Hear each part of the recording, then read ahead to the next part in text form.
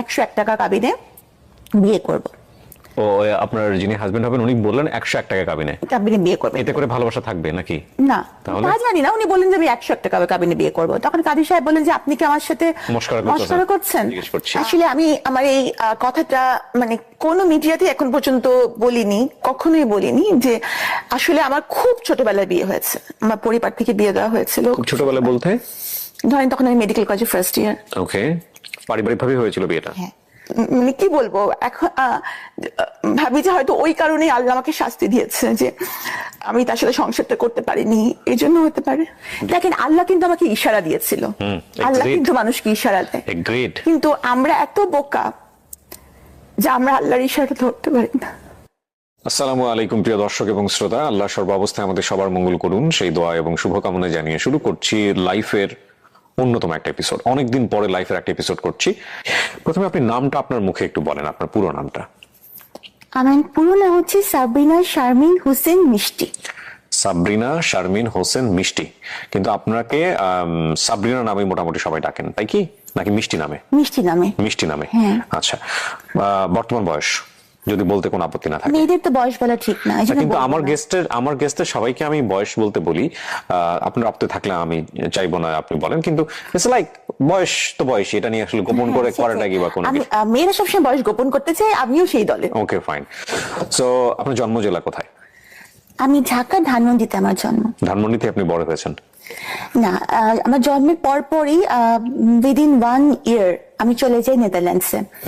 হ্যাঁ, ওখানে আমার আব্বু হচ্ছে এমএস করেন, পিএইচডি করেন, তো অনেক বড় একটা সময় আমার ওখানে কেটেছে। ওকে, বাবা কি করতেন? গভর্নমেন্ট জব করতেন, সরকারের অতিরিক্ত সচিব হিসাবেও রিটায়ার করেছেন। ওকে, কয় ভাই বোন ছিলেন আপনারা? আমরা 2 বোন। 2 বোন ছিলেন, আপনি বড়? জি। ওকে, শুনি। আসলে আমার শৈশব সম্পর্কে আছে না যে অনেকেই বলেন যে যদি শৈশবের দিনগুলো ফিরে পেতাম, কিন্তু আমি শৈশবের কথা চিন্তা হলে আমি ওরা ভয় পেয়ে যাই না, আমি কোনোদিন শৈশবে ফিরতে চাই না। কেন? কারণ আমার শৈশবটা অনেক বোরিং, মানে শুধু পড়া পড়া পড়া ছাড়া আমার শৈশবের কোনো স্মৃতি নাই। মানে এমন কিছু নাই যে আমি এটা মানে মেমোরাইজ করে খুব খুশি হব বা ভাল লাগছে, এরকম না। আমাদের সময়কার বাবা মা তারা হচ্ছে যে স্কুলের বেতন যেমন দিতেন সেরকম আবার বেতও চালাতেন, মানে বেত এবং বেতন একসাথে চলতো। তো যেমন ধরেন যদি ক্লাসে টপ করা না যায় তাহলে কিন্তু নতুন বছরের বই পাওয়া যাবে না, হ্যাঁ, কারো কাছে পুরান বই এনে সেটে নিয়ে হয়তো চলতে হবে, এরকম অবস্থা। তো খালি পড়া পড়া পড়া ছাড়া আমার শৈশবে তেমন কোনো আমি মনে করতে পারি না যে খুব আনন্দ ঘন কিছু ঘটেছে বা কোথাও বেড়াতে যাওয়া। এমনকি কেউ কোনো ফ্রেন্ডস যদি কোনো কারণে মানে কলোনির যদি কোনো কিছুর কারণে আসতো, তাতেও আবার আব্বা তাকে ধমক দিয়ে বিদায় করে দিত। তোমার কি কোনো পড়াশোনা নাই, তুমি আমার মেয়েকে ডিস্টার্ব করতে আসছো? ওকে, সো মেয়ের কারণে হয়তো একটু বেশি কনজারভেটিভ ছিলেন বাবা। হ্যাঁ, মানে আমার বাবা খুবই কনজারভেটিভ ছিল। আমার পড়ার ব্যাপারে আমার আব্বা খুবই সিরিয়াস ছিলেন সবসময়। কারণ যেহেতু আমাদের কোনো ভাই নেই, হয়তো উনি মানে তার ছেলে নেই এই একটা অতৃপ্তি হয়তো তার বড় মেয়ের মধ্যে দিয়েই হয়তো উনি এটা করতে চাচ্ছিলেন, এই জন্য খুব বেশি পড়াশোনার উপরই ছিল। আর আমি এত পড়তাম যে আমাকে বছরে 2 সেট বই কিনতে হতো, কারণ হচ্ছে বইগুলো ঝুরঝুরা হয়ে যেত। ওকে, স্টুডেন্ট হিসেবে কেমন ছিলেন? স্টুডেন্ট হিসেবে ফাটাফাটি। কোথায় কোথায় পড়েছেন একটু ধারাবাহিকভাবে যাই আমরা। এরপর তো যে নেদারল্যান্ডস থেকে যখন ফিরলাম তখন কোন ক্লাসে ভর্তি হলেন? তখন আমি 7-এ। ক্লাস 7 এসে ভর্তি হলেন। তো নেদারল্যান্ডস থেকে এসে ক্লাস 7-এ বাংলাদেশের এরকম একটা পরিবার। বাবা কোন মন্ত্রণালয়ে ছিলেন ওই সময় দায়িত্বে? তখন আব্বা এসেছিলেন, তখন আব্বা ইআরডিতে ছিলেন। ওকে, মানে আমার এত ভালো মনে নাই তখন আসলে এইসব মন্ত্রণালয়ের বিষয়গুলা বা এগুলো আমি অত ভালো বুঝতাম না। আর আমার আব্বা ছিলেন অ্যাডমিন ক্যাডার। ওকে, আমি অত বেশি আব্বার। মা কি ছিলেন? হাউসওয়াইফ? আমার আম্মা তখন হাউসওয়াইফ ছিলেন। ওকে, মানে প্রথমে উনি চাকরি করতেন, কিন্তু পরে আমি যখন মানে হলাম পরে উনি আর চাকরিতে যাননি, যে মেয়েদেরকেই বড় করবেন। আমাদের 2 বোন বলেছি। এজ গ্যাপ 2 বোনের খুব বেশি না। মা কি করতেন? মা কি পড়ার মধ্যে রাখতেন বাচ্চাদেরকে, যে থাকুক পড়াশোনা করতে? না যে বাবা একটু কঠিন হলে মা একটু নরম স্বভাবের হয়। আমার বাবা মা দুইজনই সমান তালে কঠিন। মানে কোথাও গিয়ে আর ধরেন কোনো কারণে আমার আব্বা বকা দিচ্ছে, তখন আমার আম্মু এমন ভাব করবে যে কিছু শুনতেই পাচ্ছেন না, মানে উনি যে আসবেন বাঁচাতে তা কিন্তু না। মানে দেখা যাবে যে বাবা মা দুজনই সমান তালে শাসন করেছেন। তবে আমি মনে করি যে খুব বেশি শাসন করাটা আসলে ভালো না। কারণ বাবা মার সাথে একটু বন্ধুত্বপূর্ণ সম্পর্ক হলে অনেক কিছু শেয়ার করা যায়, বা অনেক কিছু মানে ভয় থেকে যদি বাচ্চারা বাবা মাকে কিছু না বলে তাহলে সেটার ইম্প্যাক্ট কিন্তু ভালো হয় না। এই জন্য আমার মনে হয় যে শৈশবে বাবা মার এই যে একটা, আর মানে ওই সময় আমাদের সময়কে বাবারা চাইতেন যে একটা ভয়, এবং আমার মনে হয় যে বাবারা বোধহয় সেটা এনজয়ও করতেন, যে সন্তানরা তাকে ভয় পাচ্ছে, শ্রদ্ধা করছে এরকম। কিন্তু আসলে ভয় জিনিসটা কিন্তু দূরত্ব তৈরি করে। হ্যাঁ, তো এই কারণে দেখা গেছে যে আমি কিছু হয়তো মনে কিছু আসলেও সেটা বাবা মার সাথে শেয়ার করতে পারতাম না। আর যারা একটু ভালো স্টুডেন্ট হয় তাদের সাধারণত কিন্তু বন্ধু কম থাকে। হ্যাঁ, তো ওরকম বন্ধু আমার ছিল না ক্লাসে। বাবা মাও যদি বন্ধু না হয়, ক্লাসেও যদি বন্ধু না থাকে, তাহলে কি এটা একটা কষ্টেরই ব্যাপার। তো টাইম পাস করতেন কিভাবে? তবে ডায়েরি লিখতাম। ওই লেখালেখির যে সেই যে একটা সেটা কিন্তু ওখান থেকেই বোধহয় শুরু, যে নিজের কথাগুলো একটু লিখে রাখা। ওকে ওকে। এসএসসি রেজাল্টও খুব ভালো ছিল, মানে আমি দুটো মিলিয়ে হাইয়েস্ট নাম্বার নিয়ে সলিমুল্লাহ মেডিকেল কলেজ যে ভর্তি হই, হাইয়েস্ট নাম্বার নিয়ে। দুটো মিলিয়ে বলতে মানে এসএসসি এবং ইন্টার? এসএসসি নাম্বার মিলিয়ে আমার নাম্বার ছিল হাইয়েস্ট। ওকে। মানে যারা আমরা সলিমুল্লাহ মেডিকেল কলেজে ভর্তি হয়েছিলাম। আর 1.7 এর জন্য আমি ঢাকা মেডিকেল কলেজে হইনি। ওকে। তো আমার আম্মুর খুব ইচ্ছা ছিল যে আমি ডক্টর হই, কারণ একবার একজন ডক্টরের কাছে গিয়ে আম্মু খুব মানে আম্মু যেটা বলেন আর কি, একটু কষ্টকর একটা পরিস্থিতির শিকার হয়েছিলেন। হ্যাঁ, মানে মোটামুটি তখন আমি প্রচন্ড অসুস্থ। তো আম্মু যখন আমাকে নিয়ে নেদারল্যান্ডস থেকে ফিরেছেন, ডক্টরস এর খুব রুড ব্যবহার আম্মু পেয়েছিলেন। তো তখন আম্মু বলেন যে ডাক্তার যদি এমন হয় তাহলে মানুষ কোথায় যাবে, তাহলে আমার মেয়েকে আমি ডাক্তার বানাবো এবং তার ব্যবহারটা হবে সবার সাথে খুব নরম, ফ্রেন্ডলি। এবং তো আমি আমার জীবনে, আমি জানি না মানুষ কি ভাববে, তবে আমি আমার জীবনে খুব চেষ্টা করেছি যে মানুষের সাথে ওরকম, আমার রোগীদের সাথে নরম ব্যবহারটাই করার। সো আপনার মা টার্গেট করে, আপনার বোনও কি ডাক্তার হয়েছেন? না।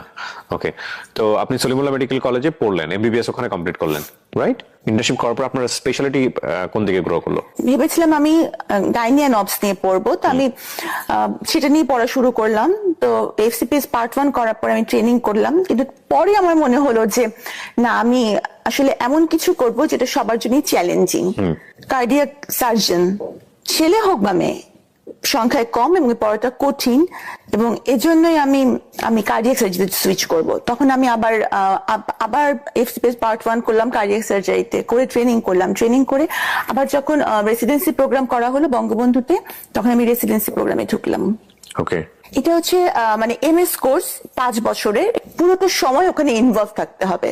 ওকে। এবং প্রতি 3 মাস অন্তর অন্তর বিভিন্ন ডিপার্টমেন্টে প্লেসমেন্ট হবে এবং বিভিন্ন ডিপার্টমেন্টে পরীক্ষা হবে। এভাবে করে করে আস্তে আস্তে মানে কমপ্লিট মনিটরিং সিস্টেমের মধ্যে থেকে পড়াশোনা করা। সো আপনি এই কমপ্লিট করার পরে প্র্যাকটিসে গেলেন কত সালের দিকে? প্র্যাকটিস মানে আমার তো ইন দি মিন টাইম কিন্তু সরকারি বিসিএস ক্যাডার। আমি কততম বিসিএস এ? আমরা 27তম। প্রথমেই হয়ে গেছে আপনার? আমি এক চান্সে বিসিএস পাস করেছি। ও ওয়াও। ওয়াও কেন? না, আমি তো করতে পারিনি, এই জন্য ওয়াও বলছি আর কি। আমার কাছে পরীক্ষা দিয়েছিলেন? হ্যাঁ, আমি বেশ কটা পরীক্ষা দিয়েছিলাম। একটাতে আমার ভাইভাতে গিয়ে আমার সঙ্গে খুব অনভিপ্রেত একটা ঘটনা ঘটে, যেটা আমি এই মুহূর্তে বলতে চাই না। বললে হয়তো অনেকে আপনিও বলতে চান না এমন কিছু আছে? হ্যাঁ, অনেক কিছু আছে, অনেক কিছু আছে। সবাই সবকিছু জানে না এবং সবকিছু বলাও যায় না, উচিত না। হ্যাঁ, ইভেন আমার সাথে বিসিএস ভাইভাতে যে ঘটনা ঘটেছে সেটা যদি আমি বলি আপনার এই ইন্টারভিউতে, সেটা তোলপাড় হয়ে যাবে পুরো ঘটনা। এবং আমি মানুষের নাম মনে রাখতে পারি না।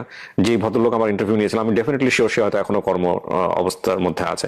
আমি তার নামটা পর্যন্ত মনে রেখেছি জীবনে। আমার ধারণা কোনোদিন আল্লাহ তার সামনাসামনি আমাকে করাবেন, এবং দেন আমি তাকে একটা ধন্যবাদ দিব যে আপনি আমাকে সেদিন সিলেক্ট না করে ভালো কিছুই করেছিলেন।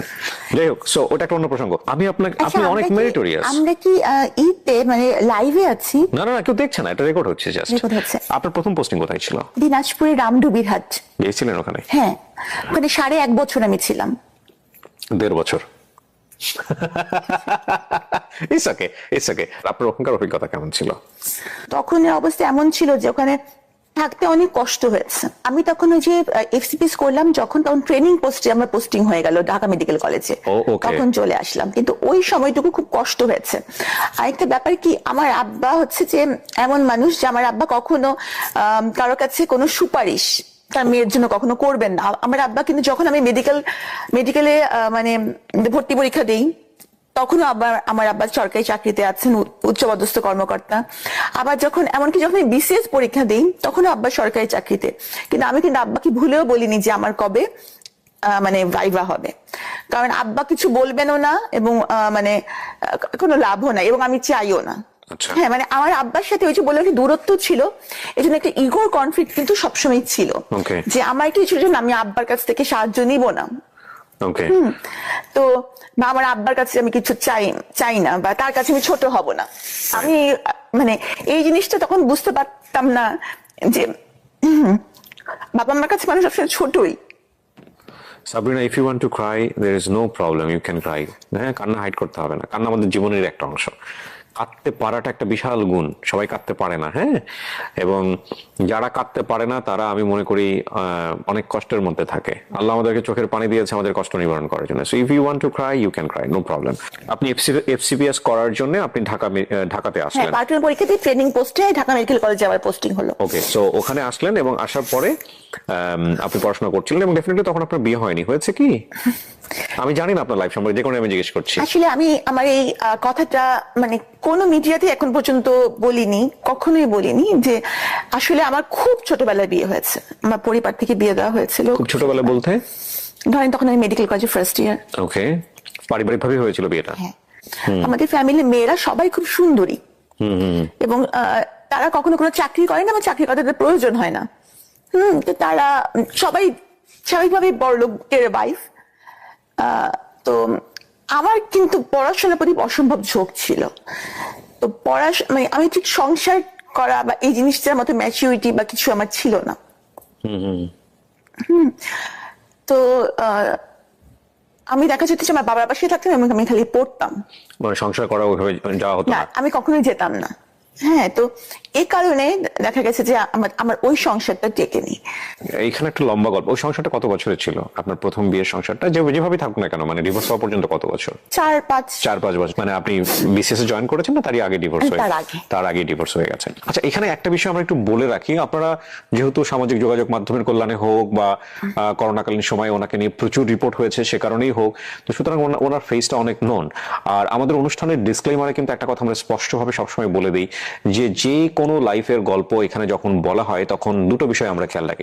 এটা একটা একপাক্ষিক বক্তব্য, আর এটা কোনো ইনভেস্টিগেটিভ শো না। এবং আমরা সচেতনভাবে চেষ্টা করি যদি ওনার বক্তব্যের জায়গাটি থেকে এমন কোনো ব্যক্তি বা প্রতিষ্ঠানের নাম আসে যেটা ওনার বক্তব্যের প্রেক্ষাপটে হেয় বা অপমানজনক হতে পারে, তাহলে ওই ব্যক্তি এবং প্রতিষ্ঠানের নাম এবং আইডেন্টিটি সমস্ত কিছু আমরা হাইড করি। এটা হচ্ছে এক। 2 নম্বর পয়েন্টটা হচ্ছে যে ওনার যেহেতু বর্তমানে একটি মহামান্য আদালতে একটি মামলা চলমান অবস্থায় রয়েছে এবং সেহেতু এই পুরো কন্টেন্ট মানে সোশ্যাল মিডিয়াতে ওনার এই যে বক্তব্যটি যাচ্ছে লাইভ থেকে, studio of creative arts and থেকে, এই বক্তব্যের কোনো অংশই জাস্টিফাইড না, মানে আমাদের জায়গা থেকে জাস্টিফাইড না। আমরা কোনোভাবে ইনভেস্টিগেট করে এটা প্রচার করছি না, জাস্ট এটা ওনার জীবনের একটা ফিলোসফি, মতামত। সে অর্থে কে গুরুত্ব দিবেন কে গুরুত্ব দিবেন না তার ব্যাপার। তো সেই জায়গা থেকে আমরা কোনো অংশই কখনোই যাতে করে কোর্ট বা অন্যান্য জায়গাতে যাতে এটা কোনো এভিডেন্স হিসেবে ব্যবহার না করা হয় সেই ব্যাপারে আমরা স্পষ্টভাবে এই অনুষ্ঠানের শুরুতেই দিক নির্দেশনা দিয়ে রাখছি। তো এক পর্যায়ে কি আপনি সিদ্ধান্ত নিলেন নাকি ফ্যামিলিগত ভাবে? ফ্যামিলিগত ভাবেও না, আমিও না, কারণ ওরকম চিন্তা ভাবনা আমার ছিল না। আমার হ্যাঁ, হাজবেন্ডই দিয়েছে এবং উনি অসম্ভব ভালো মানুষই ছিলেন। আচ্ছা, কিন্তু উনি তো বিয়ে করেছেন সংসার করার জন্য, তাই না? সুতরাং উনি তো আর এটা মানে উনি কতদিন এরকম করবেন, মানে সংসার করার মতো ম্যাচুরিটি আসলে তখন আমার ছিল না। আপনারা দুজন বসতেন, বিষয়গুলো নিয়ে আলোচনা হতো যে উনি আসলে কি চান, বা বিয়ের আগে আপনারা কোনো কথোপকথন করেছেন কিনা? একদমই কোনো কথোপকথন হয়নি? বাবার জায়গা থেকে এত বড় ভুল হতে পারে? এত শিক্ষিত একজন মানুষ। মানে উনি তো আমার বাবা তো মানে আমি বললাম মানে আমার প্রথম হাজবেন্ড যিনি ছিলেন উনি তো অনেক শিক্ষিত। কিন্তু বাবা তো নিশ্চয়ই বিয়েটা অ্যারেঞ্জ করেছেন বা মা তো, তো ওনারা তো নিশ্চয়ই মেয়ের মেন্টালিটিটা জানতেন বা অতটা জানতেন, অতটা মানে বিশাল দূরত্ব, আসলে মানে বিশাল দূরত্ব তো বলতেই হবে, এতটা জানতেন না। কারণ আমার বাবা মা যাকে আমার জন্য ঠিক করেছিলেন বা বাবা মা করেছিলেন ওনারাই আসলে রাইট ছিলেন। ওকে, কিন্তু আপনি ওই সময়টাতে মানতেন না? আমি এটা বুঝিনি, কারণ আমরা আসলে বেশিরভাগ সময় ছেলেমেয়েরা বুঝি না যে বাবা মা আমাদেরকে বুঝেই কাজটা করেন। যেমন উনি ছিলেন, উনি বিসিএস ক্যাডার ছিলেন। উনি বিসিএস ক্যাডার ছিলেন? উনি বিসিএস ক্যাডার ছিলেন। উনি মেডিকেলে ছিলেন? না, উনি বুয়েট থেকে পাশ করা। ওয়াও। হ্যাঁ, এবং ওনার বাবা আমার বাবার সার্ভিসের মানে কলিগ। আচ্ছা। হ্যাঁ, তো সুতরাং খারাপ কোনোভাবেই না, ফ্যামিলিগতভাবে ও খুবই ভালো, খুবই ভালো, উনিও খুবই ভালো। কিন্তু কথা হচ্ছে কি, দুটো মানুষ ভালো থাকলেও কিন্তু তাদের মধ্যে বিচ্ছেদ হতে পারে। কিন্তু আমার মানে মাথায় যে বিচ্ছেদ হবে সংসারের বুদ্ধি ছিল না, বিচ্ছেদ হবে এই বুদ্ধিও ছিল না, বা বিচ্ছেদ হলে এটার ইম্প্যাক্ট কি হতে পারে এই ম্যাচুরিটিটাও ছিল না। Okay. তো হয়তো মানে আমি মানে কি বলবো এখন ভাবি যে হয়তো ওই কারণেই আল্লাহ আমাকে শাস্তি দিয়েছে যে আমি তার সাথে সংসারটা করতে পারিনি, এই জন্য হতে পারে। ডিভোর্সটা আপনি উনি দিয়েছেন। accept করলেন আপনি, এবং করার পরেও আপনার পড়াশোনা ভালোই চলছিল, আপনি বিশেষ করে আপনিও জয়েন হ্যাঁ, মানে করেন। আমার মাথায় খালি যে আমার ক্যারিয়ার, আসলে আমি বুঝতে পারিনি যে ক্যারিয়ারটি মানুষের জীবনের সব না। আপনার কিছু কিছু কথা আজকে এত মূল্যবান আমাদের সবার জন্য। ওকে, ডিভোর্সের পরের গল্পটা, আমরা সেকেন্ড মানুষটা যে আপনার জীবনে আসলো, সে কিভাবে আসলো আসলে? উনি ইভেন্ট ম্যানেজমেন্ট করতেন। আচ্ছা। তো ইউজুয়ালি উনি সরকারি এবং বেসরকারি বিভিন্ন ইভেন্ট গুলো অ্যারেঞ্জ করতেন। জি। তো আমাদের কার্ডিয়াক সার্জারি একটা ইন্টারন্যাশনাল কনফারেন্স হয়েছিল রেডিসনে কার্ডিয়াক সার্জনদের। তো তখন আমি স্টুডেন্ট বঙ্গবন্ধুর। তো আমি ওই কনফারেন্সে একটা পেপার প্রেজেন্ট করি। তো তখন ওনার সাথে ওই ইভেন্টটা ওনারা অর্গানাইজ করেছিলেন। তো তখন ওনার সাথে আমার ওই ইভেন্টে পরিচয় হয়। জি। হ্যাঁ। তারপর তখন আমার বাবা মা কেউই দেশে থাকতেন না, এবং আমি আপনাকে বলেছি আমি মোটামুটি একটু বন্ধুহীন, মানে খুব বেশি বন্ধু। ছোট বোনটা কোথায় তখন? আমেরিকাতে। ছোট বোন তখন আমেরিকাতে, বাবা মাও আমেরিকাতে। হ্যাঁ, আমার পরিবারে কেউ বাংলাদেশে থাকেন না। তো আপনি চলে গেলেন না কেন? মানে আমি যে খুব অড টাইপের একটা কোশ্চেন, দ্যাটস ইওর ফ্রিডম, আপনার ব্যক্তি স্বাধীনতা। তারপর আমি চলে যেতে পারতাম, আপনি কিন্তু যান আমি নাই কেন? যেহেতু প্রথমত আমি মেডিকেল কলেজে ভর্তি হয়েছি, তো এই পড়াটা আমার কাছে ছিল যে আমি এখানে পড়ছি, আমি যাব না। এরপর পরবর্তীতে যখন আমি বিসিএস ক্যাডার হলাম, তখন তো ওখানকার সিটিজেনশিপের জন্য অ্যাপ্লাই করার কোনো প্রশ্নই ওঠে না, কারণ এখানকার সরকারি কর্মচারী তো ওখানকার সিটিজেনশিপ অ্যাপ্লাই করতে পারেন না। সো আপনি চাইলে এগুলো ছেড়ে দিয়ে চলে যেতে পারতেন। হ্যাঁ, অফকোর্স চলে যেতে পারতাম, কিন্তু আপনি সেটা করেন নাই। না। কেন করেননি? আমি অসম্ভব, মানে আমার ক্যারিয়ারটাই আমার মাথায়, যদিও ওখানে ওখানে গিয়ে গিয়েও আপনি আমি ক্যারিয়ার করতে করতে পারতাম। আপনার ফ্যামিলি কি চাইতো ওই সময়টাতে? আমার ফ্যামিলি চাইতো আমি চলে যাই। আমার কাছে কেন জানি মনে হচ্ছে আপনার ফ্যামিলির সাথে আপনার একটা বড় ধরনের বার্গেনিং হয়েছে এই বিষয়গুলো নিয়ে, এবং সেটাও খুব সহজ বার্গেনিং ছিল না, কারণ দুটো মাত্র মেয়ে, বড় মেয়ে তাকে বাংলাদেশে রেখে যাচ্ছে এবং অলরেডি সে ডিভোর্স। না, আমার বাবা কিন্তু বেশি সময় আমেরিকা থাকতেন না, কারণ ওনার ইবাদতের অসুবিধা হতো। কারণ হচ্ছে যে মসজিদ যেতে হতো আমার আব্বুকে, তো সে তো অনেক দূর, তো কে তাকে নিয়ে যাবে ড্রাইভ করে? ওখানে রোজা রাখা, ওই সময়গুলো কিন্তু একটু বড় সময় আমার আব্বা দেশে থাকতেন। আচ্ছা। কিন্তু কিন্তু যখন আমার এই হাজবেন্ডের সাথে আমার পরিচয় হয়েছিল, ওই সময়টা আমার আব্বা দেশে ছিলেন না। পরিচয় থেকে পরিণয়ের দিকে গেল কিভাবে? উনি যেহেতু ইভেন্ট ম্যানেজমেন্টে ছিলেন, ইভেন্ট ম্যানেজমেন্ট কিন্তু মানুষকে মোটিভেট করার ক্ষমতা রাখে, মানে কথা দিয়ে মুগ্ধ করাটা তাদের একটা কাজেরই অংশ। জি। তো নিশ্চয়ই আমি মুগ্ধই হয়েছিলাম, যেহেতু তখন আমি ডিভোর্সও ছিলাম, সেও তাই ছিল। তো তখন আমারও তাকে পছন্দ হয়েছিল। জি। প্রস্তাবটা কে দেয় ফার্স্ট? আমি। আপনি তাকে দিয়েছিলেন প্রস্তাবটা? ওকে। ওই ভদ্রলোক এখন জেলে আছেন, আমি যদি ভুল না করে থাকি, নাকি? না, আমি শুনেছি, মানে আমি তো শিওর না, অবশ্যই এটা বলতে পারছি না। মানে আমার সাথে তার কোনো যোগাযোগই নেই, উনি আমার জন্য মরে গেছেন, এই জন্য কোনো যোগাযোগ আমি রাখিনি। আমি নট শিওর, আপনার যে ভদ্রলোকের কথা বলা হচ্ছে সে তো আপনার সঙ্গে জেলে যায় বা এরকম, রাইট? আমার আগে যায়, আমার মানে নিয়ার অ্যাবাউট 1 মান্থ আগে সে জেলে যায়। আমি শুনেছি উনি বের হয়েছেন। এটা কোনো কিছু ম্যাটার করে না, কারণ সে আমার জন্য মরে গেছে। সে জেলে থাকুক, সে বাইরে থাকুক, সে কোথায় থাকুক, সে আমার কাছে দুনিয়ার বাইরে। ফাইন। আপনি তাকে প্রস্তাব দিলেন বিয়ে করার জন্য বা প্রেমের সম্পর্কে যাওয়ার জন্য, এটা কোন সময়ের ঘটনা? এটা 2015 সালের দিকে আপনি তাকে প্রস্তাব দিলেন। তার জায়গা থেকে বিষয়টা কি ছিল, রেসপন্স কি ছিল?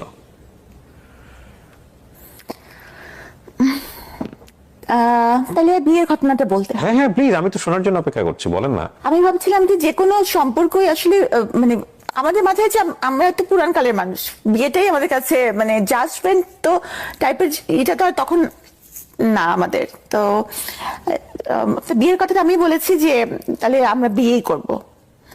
পরিচয় মাত্র 3 মাসের কিন্তু।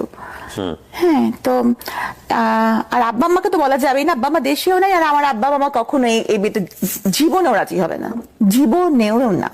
তো আমি বললাম, তাহলে উনিও বললেন যে হ্যাঁ ঠিক আছে। তো ওনার কিছু আত্মীয় স্বজন, আবার আমার ফ্রেন্ডসরা ছিল, বান্ধবীরা মেডিকেল কলেজের। বিয়ের দিনকে তো আমার ওরা হলুদ টলুদ লাগালো, তো হলুদ লাগানোর পর সেদিনই সন্ধ্যাবেলা বিয়ে হবে, এরকম একটা। মানে ওইভাবে ওনার ফ্যামিলিও ইনফর্ম ছিল না যে আপনাকে বিয়ে করতে ওনার হচ্ছে? ফ্যামিলিরও কেউ খুব একটা এখানে থাকে না। মানে ওই সময়টা থেকে আপনি ওনার সম্পর্কে খুব ভালো করে জানতেন আগাগোড়া? জানতাম হয় নাকি এত মেরিটোরিয়াস একটা মেয়ে? আসলে কিছু কিছু আসলে একটা জায়গায় মানুষ যে আমরা পড়াশোনা করে সব দিক দিয়ে খুব একেবারে মানে সবাই এটাই বলে যে হ্যাঁ সে ডাক্তার, সে কেন এটা জানবে না বা বুঝবে না, কিন্তু সবসময় কি এটাই যে আমি আমি মেধাবী আপনার হলে সঙ্গে একমত কিন্তু আমি আমার দর্শকদেরকে ইনফ্লুয়েন্স করতে চাই না এই বিষয়ে। আমি ব্যক্তিগতভাবে আপনার সঙ্গে একমত। কেন একমত বলছি, যে মানুষজন বলে না, গুরুজনরা বলে না যে প্রেম একটা বোকা, প্রেম অন্ধ করে দেয় মানুষকে, প্রেম একটা ইলিউশন। জীবনে কখনো কখনো এই জিনিসটা চরম পর্যায়ে সত্য, এবং সেটা আমরা ধাক্কা না খাওয়া পর্যন্ত আসলে বুঝতে পারি না। এবং এই ধাক্কাটা কারো কারো জীবনে খুব অল্প সময় চলে আসে, আবার কারো কারো জীবনে খুব লম্বা সময়ের পরে আসে। বাট এই ধাক্কা কারো জীবনে না আসুক সেটার জন্য আবার এটা ঠিক যে এই ইলিউশন থেকেও অসংখ্য ভালো ঘটনার জন্ম হয় পৃথিবীতে, তাই না?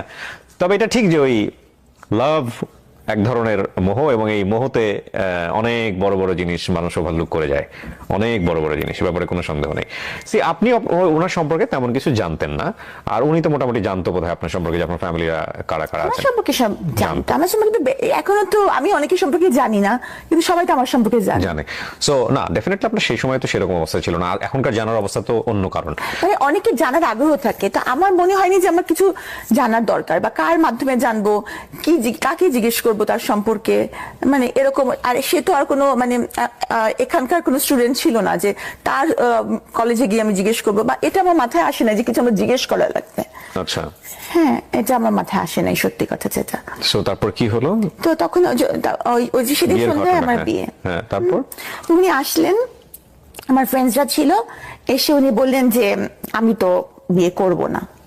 ও তখন আমার মনে হলো যে কি মানে এটা কেমন কথা, মানে আমার ফ্রেন্ডসরা আমাকে হলুদ লাগাইছে যে আমার বিয়ে হবে, আর অলরেডি কিন্তু আমার একটা বিয়ে, আমার জীবনে এরকম একটা ঘটনা আছে। ওনার লাইফে কি এরকম কিছু ছিল আপনার মতো?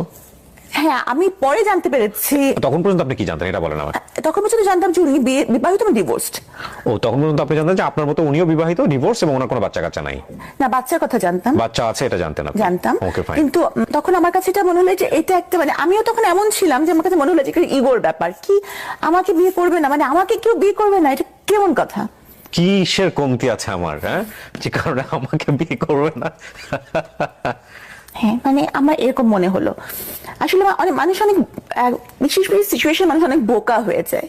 আমি তো তখন মানে এই করবে না, বিয়ে করবে কি মানে হতে পারে, কারণ ওনার ব্যাখ্যা হচ্ছে যে বিয়ে করলে ভালোবাসা কমে যায়, বিয়ে করলে ভালোবাসার মরণ হয়। এই জন্য আমি যেহেতু সাবিনাকে সাবিনা বলতো না, মিস্ত্রি বলতো। মিশ্রি? হ্যাঁ, মিস্ত্রি। মিষ্টি না বলে মিশ্রি বলতো? হ্যাঁ, বলতো যে মিশ্রির মতো মিষ্টি, এ কারণে মিস্ত্রির মতন অনেক সাদা, এই জন্য। ও আচ্ছা, ঠিক আছে। হ্যাঁ। তো বলতো যে আমি মিস্ত্রিকে তো অনেক ভালোবাসি, তো এই জন্য ভালোবাসলে মানে বিয়ে করলে ভালোবাসার মরণ হয়, এই জন্য বিয়ে করবো না। তো এই ধরনের অদ্ভুত কথা শুনতে সবাই খুব আর আমি তো তখন চরম পরিমাণে কান্নাকাটি, যে আমার তো এখন মান সম্মান চলে যাচ্ছে ফ্রেন্ডসদের সামনে। মানে তখন আমার সবকিছু বাদ দিয়ে এটাই মনে হলো। গেল, যাই হোক, তারপরে তাকে কোনো অনেক ভাবে রাজি করানো হলো। আমার যে ক্যামেরাম্যান ছিল, ফটো তোলার জন্য এসেছিল, সেই ক্যামেরাম্যান ক্যামেরা ফেলে ভেউ ভেউ করে কাঁদছে। ওহো, কান্নার কথা আপনার, সে ক্যামেরাম্যান কাঁদতেছে, আমি বুঝলাম। সবাই কাঁদতেছে। ওকে, ফাইন। মানে আমার ক্যামেরাম্যান কাঁদতেছে, আমিও কাঁদতেছি। ছবি তুলতে পারতেছে না বোধহয়, পেমেন্ট পাবে নাই আমার এই জন্য বিয়ের। ওকে, তারপর? হ্যাঁ, তো মানে শুনতে আপনার কাছে মনে হচ্ছে খুব মজা না, কিন্তু তখন আমার কাছে মনে হচ্ছিল যে আমার I feel you definitely, it's a very important thing. মনে হচ্ছিল আমি খুবই মানে। কিন্তু আপনি যদি আজকের কথা চিন্তা করেন, সেই সময়টা যদি আপনি এগ্রি করে নিতেন, তাহলে কি হতো? আমি বলি ঘটনাটা আমি তখন অপমানের শেষ আছে যে এটা কি, আমি অনেক কাঁদতেছি, সবাই কাঁদছে, আমার ফ্রেন্ডসরা তো মরা কান্না জুড়ে দিতেছে। হ্যাঁ, শেষ পর্যন্ত সবাই বুঝাই টুঝাই, তারও আত্মীয় স্বজন যার যে কয়জন ছিল বুঝাই রাজি করালো, ঠিক আছে, তো এখানে এরকম হলুদ হয়ে গেছে, এরপর তুমি না করছো তো ঠিক না। আচ্ছা, তখন সে রাজি হলো। পরে কাজী সাহেবকে আনা হলো। হ্যাঁ, মোটামুটি বলাই ছিল কাজী সাহেবকে, কাজী সাহেব এই অবস্থা থেকে চলে গেছিলেন, তবে ওনাকে আনা হলো। উনি তখন আমার মানে উনি বললেন যে আমি 101 টাকা কাবিনে বিয়ে করবো। ও, আপনার যিনি হাজবেন্ড হবেন উনি বললেন 101 টাকা কাবিনে বিয়ে করবে, এতে করে ভালোবাসা থাকবে নাকি? না, তা জানি না। উনি বললেন যে আমি 101 টাকা কাবিনে বিয়ে করবো। তখন কাজী সাহেব বলেন যে আপনি কি আমার সাথে মশকরা করছেন? আর মানে দেনমোহরটা কিন্তু মেয়ের স্ট্যাটাস, মেয়ের শিক্ষাগত যোগ্যতা, মেয়ের ফ্যামিলি, এখন যেহেতু আমি ল পড়ি, এখন আমি জানি যে এগুলো দেখে নির্ধারণ করা হয়। হ্যাঁ, ইচ্ছে মতো কিন্তু এটা করা যায় না। দেনমোহরটা অথবা মেয়ের নিকটাত্মীয় কত কাবিন হয়েছে সেটা দেখে। তো কাজী সাহেব তো খুব রাগ, তো কাজী সাহেব চলে গেলেন। উনিও রাগ- কাজী সাহেবেরও তো লস হ্যাঁ, কাজী সাহেবের কি লস? লস আছে, কারণ আমি যতদূর জানি যে দেনমোহরের উপর একটা ওই 1000 টাকা দেওয়ার কিছু একটা ব্যবস্থা। দেনমোহরটা কিন্তু মজার বিষয় না আসলে। দেনমোহরটা মেয়েদের অধিকার। হ্যাঁ, অফকোর্স এগ্রিড, হ্যাঁ, এটা কিন্তু নৈতিক বাংলাদেশের অনেক অধিকার। প্রেক্ষাপটে এটা খুব মজার বিষয়, এবং এটা নিয়ে যথেষ্ট রকমের এক ধরনের ব্ল্যাকমেইলও হয়, এই ব্যাপারে কোনো সন্দেহ না, নাই। দেনমোহর নারীর অধিকার এবং এটা আদায় করতে হবে। রাইট, এবং ইসলাম এটাকে পূর্ণ সমর্থন দিয়েছে, একদম, এবং একদম। সেই দেনমোহরই হওয়া উচিত যেটা ছেলের পক্ষ থেকে পরিশোধ করা সম্ভব। Right. ছেলের পক্ষ থেকে পরিষদ এবং ছেলের কিন্তু অবস্থা বেশিরভাগ সময় আমরা অনেক সময় দেখি যে দেনমোহরটা এমন নির্ধারণ করা হয় যাতে করে একদম গলের কাটা হয়ে যায়, মানে ডিভোর্স দিয়ে দিলে যাতে বের হতে না পারে, এমন না, যাই হোক, ওটা অন্য যাই হোক, প্রসঙ্গ। এটা তো তো আপনাকে দিল 101 টাকা, আপনি প্রশ্ন বলেন। করলেন। হ্যাঁ, না, আমি যে সে যে রাজি হয়েছে এটি তো আমি খুশি। তো যাই হোক, তো কাজী তো চলে গেলেন। তা আবার নতুন করে দেন দরবার শুরু হলো। হ্যাঁ, পরে কাজী সাহেবকে আবার রিকোয়েস্ট করে ফিরায় আনা হলো। দেখেন, আল্লাহ কিন্তু আমাকে ইশারা দিয়েছিল। আল্লাহ কিন্তু মানুষকে ইশারা দেয়, এগ্রিড। কিন্তু আমরা এত বোকা যে আমরা আল্লাহর ইশারা ধরতে পারি না। এটা কি 101 টাকাই হয়েছে? না, 1,01,000 টাকা হচ্ছে। 1,01,000 টাকা দেনমোহর, 101 টাকা দেনমোহর ধরা যায় না। না, 101 টাকা দেনমোহর এটা কখনোই সম্ভব না। আমার সামাজিক অবস্থান, ওনার ইনকাম, এই সবকিছু মিলাই কিন্তু দেনমোহর একটা মজার বিষয় না কিন্তু। এটা আমি আরো ভালো করে জানলাম যখন আমি ল পড়ছি। তো যাই হোক, এই ঘটনার পরে আমার খুব অপমান বোধ হলো যে এরকম কাউকে বিয়ের রাতে এরকম একটা খুব বাজে মানে, ঘটনা। হ্যাঁ, তখন আমি রাগ করে বললাম যে ঠিক আছে তাহলে। এরপর আমি চলে গেলাম আমার বাসায়। তো এই ঘটনার আরো 3 মাস পরে আমি তার সাথে সংসার শুরু করি। কারণ 3 মাস কোনো যোগাযোগ ছিল না ওনার সঙ্গে আপনার? প্রথম দিকে আমি যোগাযোগই রাখিনি, কারণ আমার খুব অপমানিত বোধ হচ্ছিল যে এই ঘটনাটার পরিপ্রেক্ষিতে। 5 মাস পর আমি জানতে পারি যে ওনার কিছু আছে, যে কারণে উনি থেকেছিলেন আগে। কিভাবে জানলেন আপনি? কার কাছ থেকে জানলেন বিষয়টা? মানে যখন ওনার কিছু আচরণ দেখলাম, বিভিন্ন আচরণ দেখলাম, তখন ওনার পরিবারের সাথে যোগাযোগ, আমার কথাবার্তা, তখন তো ইতিমধ্যে ওনার পরিবারের সাথে, ওনার মার সাথে, সবার সাথে যোগাযোগ হয়েছে, তখন তাদের কাছে জানতে পারলাম। উনি কিন্তু আমাকে প্রচন্ড ভালোবাসতেন, এই বিষয়ে কিন্তু কোনো সন্দেহ নেই, মানে খুবই ভালোবাসতেন। কিন্তু আবার উনি আবার ডেসপারেটও ছিলেন খুব বেশি, যেমন গায়ে হাত তুলতে বিন্দুমাত্র ওনার দ্বিধা ছিল না। তো বিয়ের 5 মাস পরে এটা আমি জানতে পারলাম। তো তখন কিন্তু আমি চাইলে চলে যেতে পারতাম, তখন কেউই জানে না বিয়ের ঘটনাটা আমাদের। কিন্তু আমি তখন তাকে দেখেছি রোগী হিসাবে, যে আমি যদি চলে যাই তখন সেটা আরো বেশি রোগী হয়ে যাবে। মানে বাবা মাও কাছেও একটা মান সম্মানের ব্যাপার। বাবা মা জেনেছে ততদিনে যে আপনি বিয়ে করেছেন? ততদিনে বাবা জেনেছে। কি বলেছে? বাবা মা তো প্রথম 1 বছর আমার সাথে কথা বলেনি। হ্যাঁ, তখন যদি আমি আমার বাবা মাকে বলি যে আমি খুব কষ্টে আছি, বা সে আমার গায়ে হাত তোলে, তখন বাবা মা কি করবে? তখন তো বাবা মা বলবে আগেই মানা করছিলাম। তা আমার মাথায় তখন থাকলো যে না, বাবা মার কাছে ছোট হওয়া যাবে না।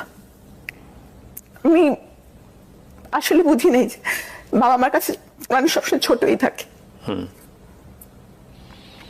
যাই হোক, কিন্তু এটা সত্য যে সে আমাকে ভালোবাসতো। টেম্পার লুজ করতো? হ্যাঁ, অল্পতেই। বিষয়টা একপাক্ষিক কিনা, নাকি আপনিও রেগে যে আপনিও অনেক সময় করতেন? না, আমি করতাম। প্রথম এক সহ্য করে মেয়েরা, তারপরে দেখা গেল যে সে হয়তো বা সেও তখন একই ভূমিকায় চলে যায়, এরকম হয়েছিল কিনা? না, আমার চিন্তা ভাবনাটা অন্যরকম ছিল। কি ছিল আপনার চিন্তা ভাবনা? মানে যেটা বলছেন এটা পাবলিকলি বলছেন, কিন্তু উনি চাইলে ডিফেন্ড করতে পারবে ভবিষ্যতে, সেই জায়গা থেকে বলছেন। হ্যাঁ, উনি তো চাইলে ডিফেন্ড করতেই পারবেন, কারণ আমি তো যা সত্য তাই বলছি এখানে। তো মানে ওনার আত্মীয় স্বজনরাও নিশ্চয়ই দেখবেন, ওনারা সবাই দেখবেন। হ্যাঁ, যে ভালোবাসাটাও ওনার আত্মীয় স্বজনরা দেখেছেন, গায়ে হাত তুলতো সেটাও ওনার আত্মীয় স্বজনরা দেখেছেন। ওনার আত্মীয় স্বজনরা মানা করতেন যে মিষ্টির গায়ে কেন হাত তুলিস, বলতো ওনাকে। ওনার আত্মীয় স্বজনরা সবাই বলতো। আর একটা ব্যাপার কি, মানে সবাই ভাবে যে একটা মানুষ যখন, একটা মেয়ে যখন মানে ফিনান্সিয়ালি ইন্ডিপেন্ডেন্ট হয়, তখন হয়তো তার মানে কোনো পারিবারিক দায়বদ্ধতা থাকে না, হয়তো তার স্বামীর কথা শুনতেই হবে এমন কোনো বিষয় থাকে না। কিন্তু কথাটা কিন্তু একদম ঠিক না। বরং যারা ফিনান্সিয়ালি ইন্ডিপেন্ডেন্ট হয় বা যাদের একটা সার্কেল থাকে, তারা কিন্তু অনেক কিছু পরিবারের জিনিস গোপন করে, পাছে তাদের বদনাম হয় বা পাছে লোককে কিছু বলে, এজন্য। আমি তখন আমার মধ্যে একটা ছিল যে ওই সময় আমার আগের ফেসবুকে বেশিরভাগ ছবি আমি আমার হাজবেন্ডের সাথে খুব হাসি খুশি ছবি দিতাম, যে অ্যাটলিস্ট সবাই দেখুক আমি ভালো আছি। কারণ কাউকে খারাপ আমি আছি, এটা দেখায় তো কোনো লাভ নাই। আর আমি বারবারই বলতেছি যে উনি কিন্তু আমাকে ভালোবাসতেন, কিন্তু না ভালোবাসাটা ছিল একটু অন্যরকম। হ্যাঁ, যেমন গাড়ির মধ্যেও কিন্তু যখন উনি ড্রাইভ করতেন উনি কিন্তু আমার হাত ধরে বসে থাকতেন, যে কিছু হলেই যে মানে বা আমি যদি কোনো ফোন আসলে হাত সরিয়ে নিতাম, উনি বলতেন মিস্ত্রি তুমি হাত সরিয়ে নিলা কেন, তুমি কেন হাত সরিয়ে নিলা, মানে কেন তুমি আমার চেয়ে বেশি ফোনটাকে প্রায়োরিটি দিচ্ছ, এই মোমেন্টটাকে কেন প্রায়োরিটি দিচ্ছ না, দ্যাট এটা কিন্তু কোশ্চেনেবল, এটা আসলেই কোশ্চেনেবল। মানে ফোনটার সময় কেটেই দেওয়া উচিত ডেফিনেটলি, কারণ ইটস বিউটিফুল মোমেন্ট। যাই হোক, আমি জাজমেন্ট করছি না, মানে বিউটিফুল মোমেন্ট কি আমি মানে as a doctor I have to attend my phone calls, কারণ আমার রোগীরা ফোন করে, তখন তুমি ফোন না ধরে থাকতে পারবো না। আমার হসপিটাল থেকে ফোন আসে, ফোনেও না সমস্যা নাই, মানে হাতটা ছেড়ে দিয়ে ফোনটা ধরে আবার হাতটা ধরলাম না কেন। ও এটা তো উচিত ছিল আপনার হাতটা ধরা। হ্যাঁ, এই তো মানে এই ব্যাপারগুলো সে মানে নোটিস করতো মানে কতটুকু সে আমাকে ভালোবাসে। এখানে আসলে জানি না বলাটা ভাবে ঠিক হবে কিনা, মানে এক্সপেক্ট করতো অনেক কিছু, মানে ও আপনাকে অনেক লাভ করতো, এটা আপনি যেমন বুঝতে পারতেন, সেটা ইন রিটার্নও সে অনেক কিছু এক্সপেক্ট করতো, বাট আপনার লাভ এক্সপ্রেশন তো আপনার মতো, হয়তো সেও বুঝতে পারতো না এই বিষয়গুলো। যাক, আমরা আসলে জাজমেন্টে না নিই, কিন্তু আমি যেটা বলতে চাচ্ছি যে বিয়ের পরে আপনি এমন কিছু কি জানলেন যেটা আপনি বিয়ের আগে জানতেন না? এই যে আমার বিষয়টা, এছাড়া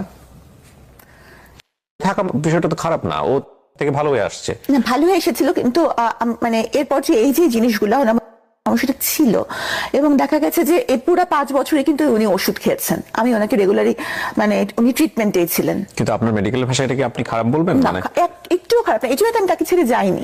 ওকে, এই জন্য আমি তাকে ছেড়ে যাইনি, কারণ আমি জানতাম যে আমার সাপোর্ট তার দরকার। কারণ যে কোনো কিছুতেই সে বলতো মিস্ত্রি আমার এই সমস্যা, তুমি কিছু একটা করো। তো উনি মানে যে কোনো কিছুতে মিস্ত্রি ছাড়া সে কিছু করতো না, বুঝতো না। হ্যাঁ, মানে বুঝতো না। তো তারপরে কি হলো, মানে এই ধরনের একটা ঘটনা কেন আসলো 2020 সালে বোধহয়, না? কি হয়েছিল বলেন তো? আসলে ব্যাপারটা হচ্ছে কি যে উনি কিন্তু আগেই মানে এই ইভেন্ট ম্যানেজমেন্টের কাজগুলো করতো, তো উনি এই করোনার কাজটা নিয়েছিলেন। তো করোনার কাজটা ওনার কিন্তু কোনো হসপিটাল ছিল না, অনেকেরই ভুল ধারণা একটা আছে যে ওনার বোধহয় কোনো হসপিটাল ছিল। উনি কিন্তু ইভেন্ট ম্যানেজমেন্ট করতেন, মানে বুথ বানিয়ে যে স্যাম্পল কালেকশন করতেন, এতটুকুই ওনার পারমিশন ছিল। ও বুথ বানিয়ে বিভিন্ন স্যাম্পল কালেকশন করে কার কাছে পাঠাবে তাহলে সে? এটা পাঠাবেন যে সরকারি যে এগুলো যে যারা টেস্ট করেন সেখানে, তার তো কোনো টেস্টের, তার তো কোনো কিন্তু বুথ বানিয়ে যে স্যাম্পলটা কালেক্ট করবেন উনি, এটা কি অনুমতি ছিল? হ্যাঁ, এটা অনুমতি না ছিল। আচ্ছা, এটা কি সরকার থেকে অনুমতি দিয়েছিল? হ্যাঁ। আচ্ছা, তারপর তো এই যে ওনার অ্যাডমিনিস্ট্রেটিভ ব্যাপারগুলো, এগুলো কিন্তু আসলে আমি খুব একটা বুঝি না, কারণ উনি কিভাবে ওনার ম্যানেজমেন্টটা চালাবেন, উনি তো আগে থেকে ম্যানেজমেন্ট করেন, এই জিনিসগুলো কিন্তু আমার মাথায় ঢোকে না। অনেকেই হয়তো ভাবেন যে সাবিনা ডাক্তার, সাবিনা এগুলো ভালো বুঝছেন, কিন্তু ম্যানেজমেন্টের ব্যাপারটা যে সব ডাক্তাররা বুঝবেন এটা কিন্তু ঠিক না। তো আমি ওনাকে বলতাম যে তুমি তো এই ব্যাপারগুলো খুব একটা জানো না, তাহলে তোমার এই কাজটা নেওয়ার দরকারটা কি? কিন্তু উনি স্বাভাবিকভাবে আমার কথা শুনতেন না, মানে কাজের ব্যাপারে উনি আমার কথা শুনতেন না। হ্যাঁ, আর ওনার একটা কমপ্লেক্স সবসময় কাজ করতো, উনি ভাবতেন যে আমি যেহেতু কার্ডিয়াক সার্জন, আমি হয়তো একটু বেশি হচ্ছে কিনা, বা মানে একটা ইনফিরিয়রিটি কমপ্লেক্স আমাদের ছিল। ও সামহাউ মনে করতো যে আপনার পজিশনটা ওর উপরে চলে গেছে, সো হ্যাঁ, এটা উনি মনে করতেন, যে কারণে উনি এমন কিছু করতে চাইতেন যেটা অনেক বড় কিছু। আপনি কার্ডিয়াক সার্জন হিসেবে প্র্যাকটিস করেছেন কত বছর? করার সুযোগ হয়েছে? 5 বছর। হৃদয় কাটাকাটির কাজ হয়েছে? জি, আপনি করেছেন? হ্যাঁ। কিন্তু আপনার এই এত ইমোশন, এত মানে আপনি যেভাবে কাঁদছেন, তাতে আপনার এই হৃদয় কাটাকাটি করতে খারাপ লাগে না? আমি জাস্ট অড কোশ্চেন করে ফেললাম। না, আমার তখন পুরো অন্যরকম লাগে, একদম অন্যরকম, মানে কি বলবো, মানে ওইটাই আমার সবচেয়ে বড় প্যাশন ছিল। কার্ডিয়াক সার্জারি করাটাই আমার সবচেয়ে বড় প্যাশন ছিল। ভুল মানুষ চুজ করা জীবনে যে কত বড় ক্ষতি হতে পারে, এটা আমি বলছি না যে উনি জীবনে ভুল মানুষ চুজ করেছেন, এমন হতে পারে যে ওনাকে চুজ করেছে তার জীবনেও হয়তো উনি ভুল মানুষ। হ্যাঁ, এটা হতে পারে, এটা আমি অস্বীকার করছি না, তাই না? হয়তো উনি যদি সাধারণ কোনো, যেমন ধরেন যে আমি যদি কোনো প্রোগ্রামে উনি নিয়ে যেতেন, যদি কোনো প্রোগ্রামে, তো দেখা যেত যে সবাই সাবিনার সাথে কথা বলতে চায়, হ্যাঁ, বাস আমাকে কিছু একটা প্রশংসা করে বলতে চায়, করতে চায়, তো তখন দেখা যেত যে ওনাকে ছোট করে কথা বলে। হ্যাঁ, মানে আমার সামনে ওনাকে ছোট করে কথা বলছে, এই জেদটা আমার উপর আসতো ঘুরে ফিরে, বাসায় এসে আমাকে কথা শুনতে হতো, বকা শুনতে হতো বা এরকম। তো হতে পারে আমি হয়তো এই জন্যই ওনার জীবনে ভুল, উনি যদি একটা সাধারণ মেয়ে বিয়ে করতেন তাহলে ওনারও হয়তো এরকম করতো না। সো কি হলো সাবরিনা, এরপরে ওই স্যাম্পলগুলো উনি কালেক্ট করতেন, তারপর? তো ওই ম্যানেজমেন্টটা কিন্তু উনিই করতেন ওনার লোকজন নিয়ে। হ্যাঁ, এবং আমার কিছুটা মানে কিছু কিছু ইস্যুস নিয়ে আমার কাছে ওনার ঝামেলা হচ্ছিল।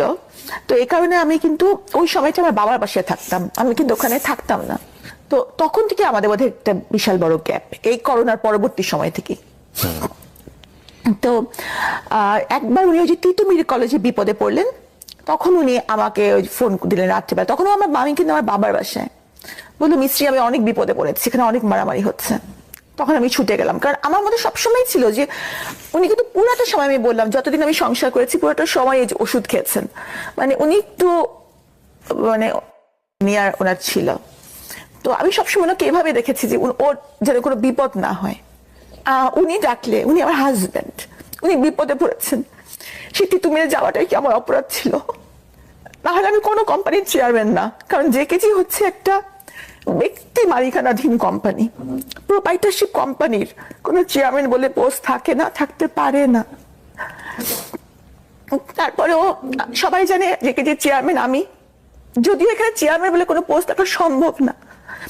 সবাই জানে সাবরিনাই সব করছে। তো আমি ভাবি যে সবই আল্লাহর ইচ্ছা, আমার কারাগারে যাওয়াটা হয়তো আল্লাহর ইচ্ছা। তিতুমিরে যাওয়ার পর আপনি কি দেখেছেন? আমি কিছুই দেখিনি আসলে। তিতুমিরে যাওয়ার পরে ওখানকার যে স্বাস্থ্যকর্মী ওরা বললো যে আমাদের উপর মানে হামলা হয়েছে। আর স্বাভাবিকভাবে কি, আমি যেহেতু মেডিকেল রিলেটেড, আমার কাছে মনে হবে যে স্বাস্থ্যকর্মীরা সঠিক বলছে, থাকে না মানুষ জাজমেন্টাল হয়ে যায়। তা আমার কাছে, আমি সত্য মিথ্যা যাচাই না করি, আমার মনে হলো যে ওরাই বুঝি সত্য বলছে। এখানে যে সত্যের বাইরে অন্য কিছু থাকতে পারে এটা আমার মাথায় আসেনি। এটাই তখনই হয়তো মিডিয়া আমাকে দেখেছে যে আমি ওখানকার কিছু জেকেজির কিছু, কিন্তু আসলে আমি কিন্তু তখন আমার বাবার বাসায় ছিলাম। আর আমি বলবো না যে আমার জেকেজি কিছু করেছে বা রিপোর্ট, এগুলো কিন্তু আমার জানা নাই, কারণ এই ম্যানেজমেন্টটা টোটালি ওনারা দেখতেন, এখানে আমার দেখার কোনো সুযোগ নাই। হ্যাঁ, জেকেজি হচ্ছে কি Jobeda Khatun general health care, সেটাও কিন্তু আমার হাজবেন্ডের দাদির নামেই, মানে পুরোটা জিনিসই ওনাদের। সেখানে আমি শুধুমাত্র ওনার ওয়াইফ হিসাবে 3টা বছর। আপনাকে অ্যারেস্ট করা হলো তাহলে কোন ইস্যুতে? মিডিয়া ওখানে ওই সময়টাতে কি নিউজ করে ফেললো? আর ওই সময়টাতে উনি এটা তো আসলে আপনারাই ভালো জানেন, যেহেতু চলমান মামলা, এই বিষয়ে আমি কিচ্ছু বলতে চাই না। আমি শুধু এটাই বলবো, আমি আমার পক্ষ থেকে এটাই বক্তব্য যে আপনার সঙ্গে আপনার হাজবেন্ডকে একসাথে অ্যারেস্ট করা হয়েছে? না না না, উনি আমার 1 মাস আগে অ্যারেস্ট হয়েছেন, অলমোস্ট 1 মাস আগে। আচ্ছা, তো অ্যারেস্ট হয়ে গেলেন এবং সেটা হচ্ছে ওই ফ্রড কেসের জন্য, আলটিমেটলি করোনা টেস্টের যে ফ্রড কেসটা, তাই কি? জি। ওকে, 1 মাস পরে আপনি, এটা কি আপনার হুট করে অ্যারেস্ট হয়ে গেল, না তার আগে থেকে আপনি বুঝতে পারছিলেন যে আপনাকে অ্যারেস্ট করা হতে পারে? আমি বুঝতে পারিনি। কেন? মানে আমি তো, মানে একটা মানুষ কেন বুঝতে পারবে তাকে অ্যারেস্ট করা হবে? মানে আমি যদি এটার কিছু হতাম। ওনাকে যখন মামলাটা করা হয়েছে সেই মামলার এজাহারে কি ছিল? আমার নাম ছিল না। ছিল না? তাহলে ওনার বক্তব্যের প্রেক্ষাপটে আপনাকে অ্যারেস্ট করা হয়েছে? সেটাও আমি জানি না। তো আপনাকে অ্যারেস্ট করা হলো, আপনি জানবেন আপনার কেন আপনাকে অ্যারেস্ট করা হলো? বললাম তো চলমান মামলা, আমি এখন কিছুই বলবো না, সময় এটার উত্তর দিবে। তবে আমি কিছুই জানতাম না, তো প্রমাণ হচ্ছে আমি রেগুলার হাসপাতালে ডিউটি করছিলাম। কোন হাসপাতালে সেটা? জাতীয় বিদ্যুৎ ইনস্টিটিউট, সরকারি হাসপাতালে। জি। তারপর? তো আমি যদি বুঝতেই পারতাম তাহলে তো আমি এত ইজি লাইফে থাকতেই পারতাম না। রেগুলার হাসপাতাল করা বা এগুলো করা কি আমি করতাম? আমি তো পালিয়ে যেতে পারতাম, আমার কাছে তোমার পাসপোর্ট ছিল। কিন্তু এখানে আরেকটা প্রশ্ন, দেশের ভিসা ছিল না ডেফিনেটলি আরেকটা আপনি যেমন আপনার জায়গাটা বলতে পারেন, আমাদের জায়গা থেকে কোয়েরি আসছে, আপনি আনসার করলে না করলেও সমস্যা নেই, এটা আপনার ফ্রিডম আছে এই অনুষ্ঠানে। সরকার যখন এরকম একজন গভর্নমেন্ট এমপ্লয়িকে অ্যারেস্ট করছে এবং একই সাথে সে একজন বিসিএস ক্যাডার, তখন সরকারের জায়গা থেকেও তো এটার একটা চরম পর্যায়ে যাচাই বাছাই করেই তারপর অ্যারেস্ট করা হয়েছে। সুতরাং এই বিষয়টা তো আমরা চাইলেও মানে শুধু ইমোশনের জায়গাটা থেকে বিচার করতে পারি না। ডেফিনেটলি দেয়ার কোনো না কোনো রিজন ছিল। আপনি তো বোধহয় এখন সাসপেন্ড অবস্থায় আছেন, তাই কি? আমি সাময়িক বরখাস্ত অবস্থায় আছেন।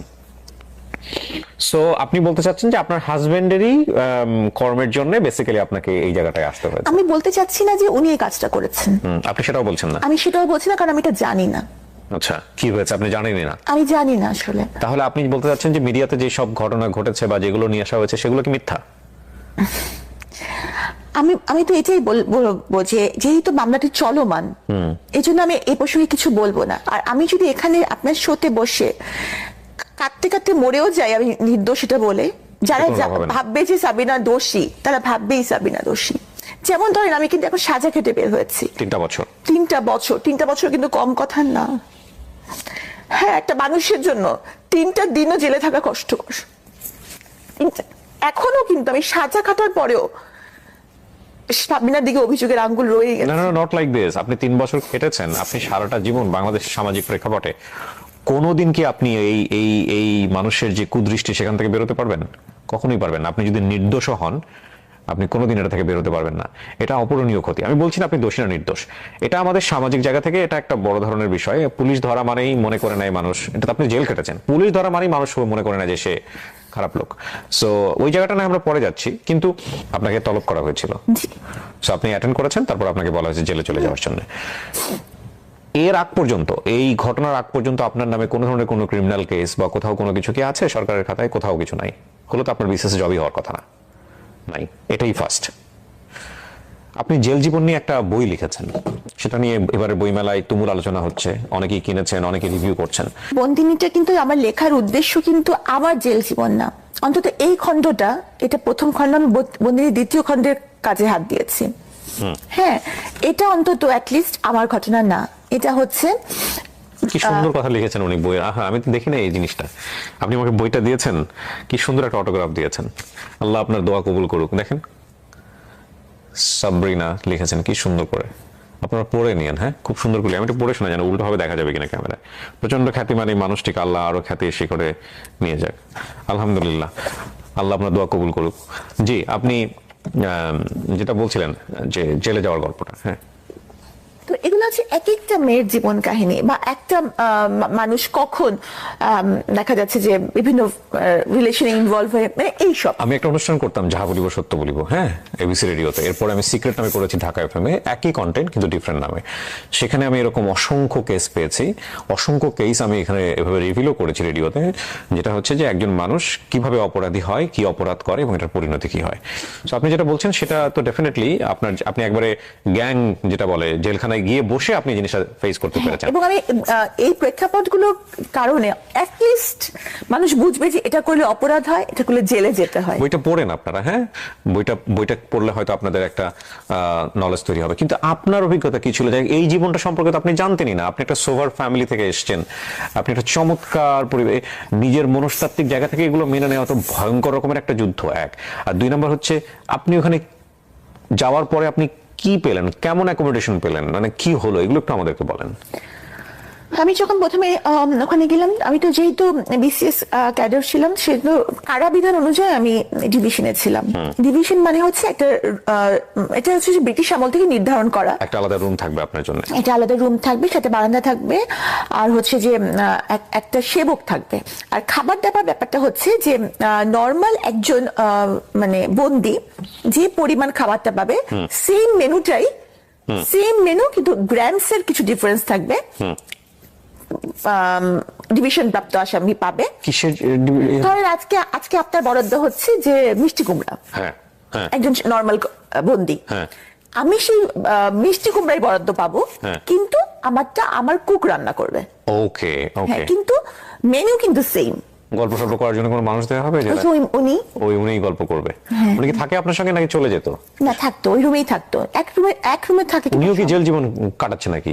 হ্যাঁ, উনি আরেকজন বন্দি। ও, সো জেলের মধ্যে শুধু থাকা না, সার্ভিসও দিতে হয় ওখানে। অবশ্যই সশ্রম কয়টা, সশ্রম কারাদণ্ড। ওকে, আমিও তো সার্ভিস দিয়েছি, আমি বাগানের মালিক ছিলাম না, রুমের পাহারাও তো ছিলাম। আচ্ছা, আচ্ছা। সশ্রম কারাদণ্ড হয়েছিল আমার। যাদের সশ্রম কারাদণ্ড হয় প্রত্যেকের কাজ করতে হবে, এটা বাধ্যতামূলক। বিভিন্ন রকমের কাজ করতে হয়, এক একজনকে এক একটা, এটা কারা কর্তৃপক্ষ নির্ধারণ করে কাকে কোন কাজটা দিবেন। আচ্ছা, এটা নিজের ইচ্ছা মতো বেছে নেওয়ার সুযোগ নেই। ডেইলি লাইফটা কি ছিল? প্রথম তো খালি বলতাম যে আল্লাহ, আমি মরে গেলাম না কেন, মানে এতটা অপমান আমি নিতে পারছিলাম না।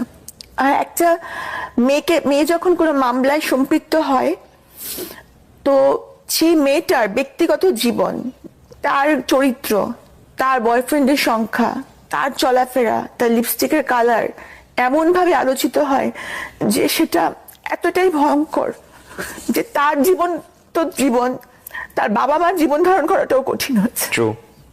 আপনি জেলে বসে এগুলো বুঝতে পারছিলেন যে আপনাকে বাইরে নিয়ে কি হচ্ছে? আইডিয়া পাচ্ছিলেন কিছুটা? কিছুটা তো বটেই।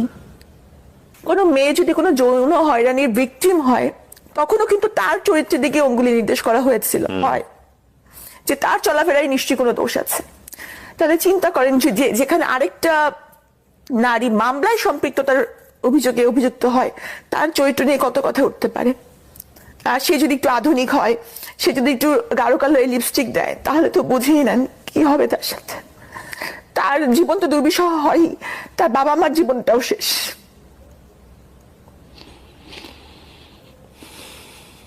সবারই বলার অধিকার আছে। আমি জানি এই অনুষ্ঠানটা না দেখে অনেকেই হয়তো বা শুধু ওনাকে দেখিয়ে সেই নিচে মন্তব্য করছেন, অনেক বাজে বাজে কমেন্টস করছেন, অনেকে হয়তো এই ধরনের মন্তব্য করছেন যে কেন আমি ওনাকে নিয়ে এখানে বসলাম, কেন আমি ওনার সঙ্গে সামনে বসে কথা বলছি। আমি একটা কথা বলি, আমি ওনার সম্পর্কে তেমন কিছু জানতাম না।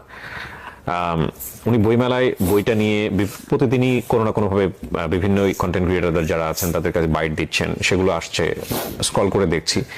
একটা বাইট আমাকে খুব টাচ করে, সেটা হচ্ছে উনি নর্মালি বলছেন যে ভাই আমি তো জেল খেটে বের হয়েছি, আমি তো আইন আদালত আমার বিচার করছে, আমাকে তো নর্মালভাবে বাঁচার সুযোগ দেন, আমি তো সমাজের 8-10 জন মানুষের মতো মানুষ, আমার তো নর্মালভাবে বাঁচার সুযোগ আছে। এই লাইনটা আমাকে খুব ক্যাচ করে। এবং তারপরে আমার এক ছোট ভাই রনি, ওকে আমি বলি, যেহেতু বইমেলাতে থাকে সবসময়, আমাকে বলি যে আমি ডক্টর সাবরিনার ইন্টারভিউ করবো, আমি ওনার সঙ্গে একটু কথা বলবো, ওনার একটু ব্যবস্থা করো। তো রনি ওনার সঙ্গে কথা বলে ওনাকে আজকে এখানে নিয়ে এসছে। আমি আসলে শেষের দিকে এসে কিছু কথা বলবো আজকের অনুষ্ঠান নিয়ে। আমি ডেফিনেটলি ওনার জন্য কোনো সাফাই গাইবো না, এবং উনি অপরাধ করেছেন কি করেননি সেটার বিচার কোর্ট করবেন। কিন্তু আমার মনে হয় যে প্রত্যেকটা মানুষকে স্বাভাবিকভাবে বাঁচার যে ক্ষমতাটা, সেটা আমাদের প্রত্যেকের জায়গা থেকে প্র্যাকটিস করা উচিত। একটা হচ্ছে যে আমি নিজে স্বাভাবিকভাবে বাঁচতে চাই, আর আরেকজন মানুষ তাকেও স্বাভাবিকভাবে বাঁচার যে ব্যাপারটা, সেখানে আমার কোনো দৃষ্টিভঙ্গি, আমার কোনো কথা, আমার কোনো কটু কথা যেন কোনোভাবেই আঘাতপ্রাপ্ত না করে। আমি বললেই যে চেঞ্জ হবে বিষয়টা এরকম না, বাট সেই জায়গাটায় অনেক কিছু আমার করার আছে, আমার কাছে কেন জানি মনে হয়। আমার বলতে আমি আপনাদের সবাইকে বলছি। জি, তো এরপর কি হলো সাবরিনা? আপনি আসলে কারাগারে তো বিভিন্ন লেভেল থেকে মানুষ আসে। হ্যাঁ, ওরাও আবার জাজমেন্টাল হয় কিনা?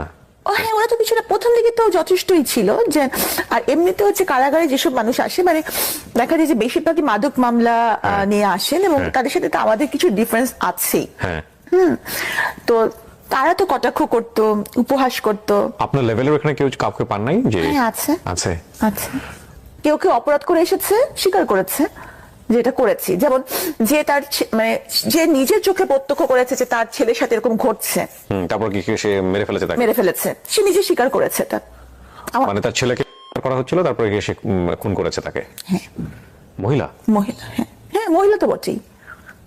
ডেফিনেটলি আমি শুনতে মহিলা ইয়েতেই ছিলেন। সে বলেছে যে হ্যাঁ আমি এটা করেছি, আমি যে কোনো সাজার জন্য প্রস্তুত, আমি করেছি। তার মামলাটা চলমান আছে, তার এখনো রায় হয়নি, কিন্তু সে জেলে আছে। তো সে নিজেই আমাকে ঘটনাটা বলেছে। সে খুব কম বলে, এবং তার বাচ্চার সাথে যে ঘটনাটা ঘটেছে সে কিন্তু এটা কাউকে বলেনি। কে করেছে এই কাজটা? তার সে একটা সে গাজার মামলার ব্যবসার সাথে জড়িয়ে গিয়েছিল, সেটাও কিন্তু ফর সার্ভাইভাল, কারণ তার স্বামীর সাথে তার ডিভোর্স হয়ে গেছে। ওকে ওকে। তো যার সাথে সে ব্যবসা করতো, তার পার্টনার, ও সেই পার্টনারই কাজটা করেছে? হ্যাঁ, এবং সে জানতো না, পার্টনারটা হচ্ছে খুবই জেন্টল একজন মানুষ ছিল।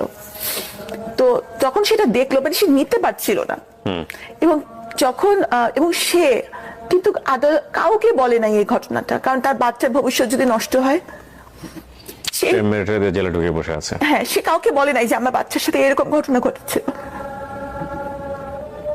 তো তার কথা থেকে সামনে আনা উচিত না? Definitely every coin has to side. আমার খুব ইন্টারেস্টিং লাগছে আপনার। আমি জানি না, প্রতিটা গল্প আমি নিজের বলে বলছি, কিন্তু আপনি আপনার গল্পটাই তো বলতে পারলেন না এখন পর্যন্ত কাউকে। বলবো, সময় আসুক। সব সময় সব কথা কি বলা যায়? আপনিও কি বলতে পেরেছেন? না, পারিনি। আর আমি আজানের পরে, হ্যাঁ শিওর, আজানটা আমরা একটু পজ দেই। জেলার বিভিন্ন রকমের কথা বলছিলেন, এবং আপনি বলছিলেন যে আপনার একটা সময় হলে আপনি বলবেন, আপনারটা এখনই আপনি বলবেন না। জামিন নেওয়ার জন্য আপনার ফ্যামিলি থেকে কোনো চেষ্টা করা হয়েছে? এই যে 3 বছর আপনি ভিতরে ছিলেন, জেলের ভিতরে ছিলেন, আপনার বাবা বা ফ্যামিলি মেম্বার কেউ কি এসেছে আপনার সঙ্গে দেখা করতে, পাশে দাঁড়িয়েছে? আমি তো আগেই বলেছি যে আমার ফ্যামিলির কেউই বাংলাদেশে থাকে না, আর যারা বাংলাদেশে থাকে না তারা কিন্তু এই বিষয়গুলো খুব একটা ভালো বোঝে না। আর আমার বাবা যদিও অতিরিক্ত সচিব ছিলেন, উনিও কিন্তু এই ব্যাপারগুলো ভালো মতো হ্যান্ডেল করতে পারছিলেন না। ভালো উকিল বা বাট উনি চেষ্টা করছিলেন, নাকি ওনার জায়গা থেকে অনাগ্রহ ছিল? না, ওনার জায়গা থেকে অনাগ্রহ ছিল না, প্রচন্ড আগ্রহী ছিল। মানে উনি বেশিরভাগ সময় জায়নামাজেই বসে থাকতেন। হ্যাঁ, দেখেছেন? কিন্তু কিভাবে করতে হবে বা কোন ওয়েতে যেতে হবে, আর মানে উনি একটা বয়স্ক মানুষ, ওনার বয়স হচ্ছে 79 এরকম। ও। তাহলে উনি কোথায় যাবেন, কি করবেন, কার কাছে যাবেন?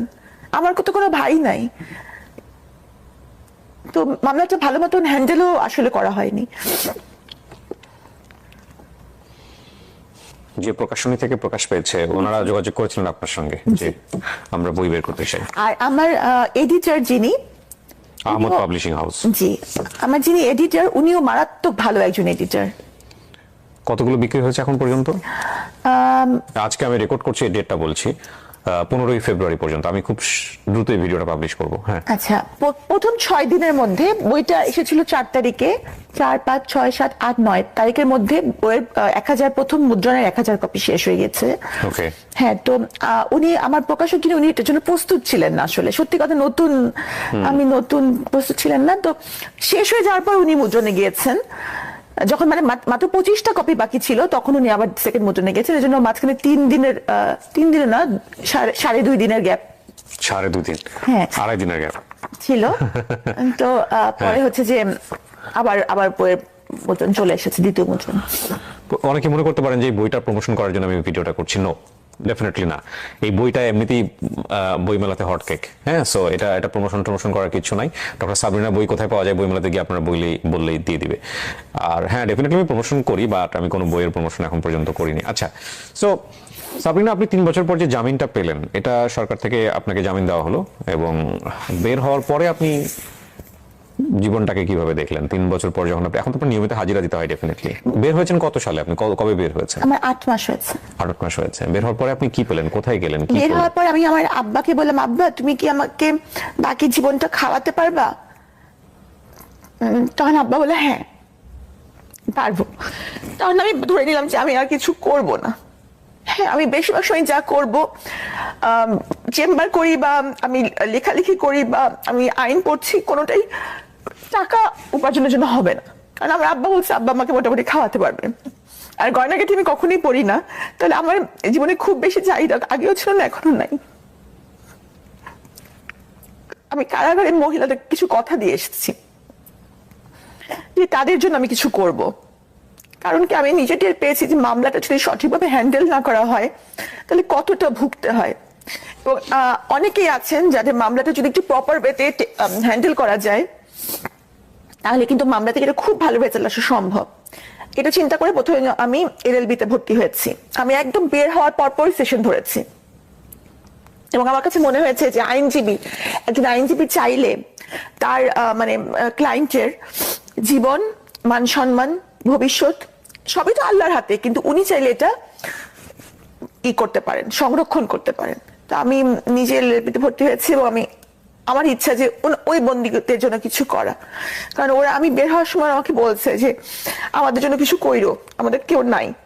কারণ চিন্তা করেন, একটা মহিলা মানুষ 12টা বছর ধরে জেল খাচ্ছে, তার হাজবেন্ড বিয়ে করে চলে গেছে, তার বাবা মা মরে গেছে, তার ভাই তার ফোনে তার গলা শুনে ফোন রেখে দেয়, তার ছেলে মেয়ের সংসারে তার ঠাঁই নেই, সে কই যাবে? আমার তো তাও আল্লাহর কাছে শুকরিয়া বাবা মা আছে, ওরা কই যাবে?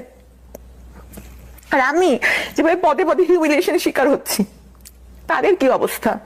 তারা যে লেভেল থেকে এসেছে তাদের তো আরো বেশি কঠিন অবস্থা, তারা কি করবে?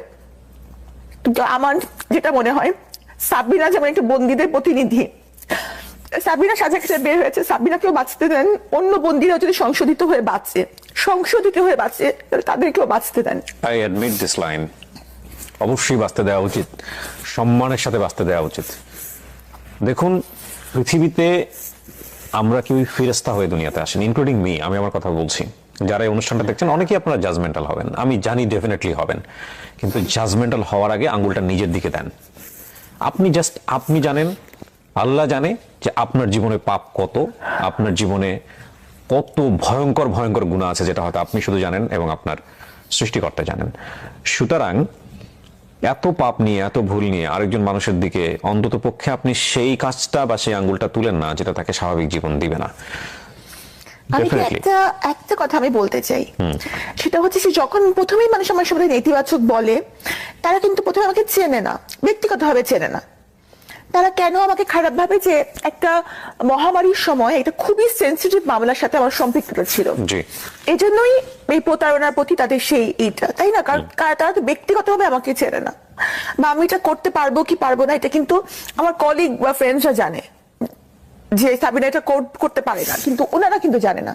তো ওনারা মনে করে যে এই এত বড় একটা অপরাধের জন্য ওনারা আমাকে অপছন্দ করে, এবং তাদের এই অপরাধের প্রতি যে একটা ঘৃণা, এটা যদি সব ধরনের অপরাধ, যেমন ধর্ষণ, ব্যভিচার, তারপর হচ্ছে খুন, রাহাজানি, এই সবগুলোর প্রতি যাদের এই ঘৃণাটা থাকে, তাহলে আপনি চিন্তা করেন সমাজে কিন্তু অপরাধ অনেক কমে যাবে।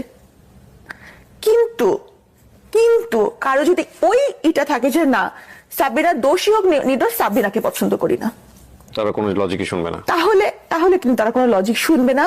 সাবিনা তখন সাবিনার ব্যক্তি জীবন, সাবিনা কি কালার লিপস্টিক দিল, এইটা। আমার বইয়ের ব্যাপারও তাই হয়েছে, পথে পথে বিভিন্ন ধরনের অপপ্রচার হচ্ছে। এমনকি আপনি অবাক হবেন, আপনি তো জানেন না, বা বইমেলা আপনি যান না, বইমেলা একদিনের জন্য একটা মেয়ে জেল খাটতে এসেছিল, একদিনের হ্যাঁ, সাজা আপনার নিয়ে। যে কোলে বোধহয় ওটা নিয়ে, হ্যাঁ হ্যাঁ হ্যাঁ, আমি দেখেছেন নিজে না? কনফিউজ হয়ে যাচ্ছিলাম যে একটা ছেলে এরকম করছে। হ্যাঁ। আবার আপনাকে মনে হচ্ছিল যে আপনি যথেষ্ট মায়াবতী, যে কারণে হয়তো আপনাকে সান্ত্বনা দিচ্ছেন।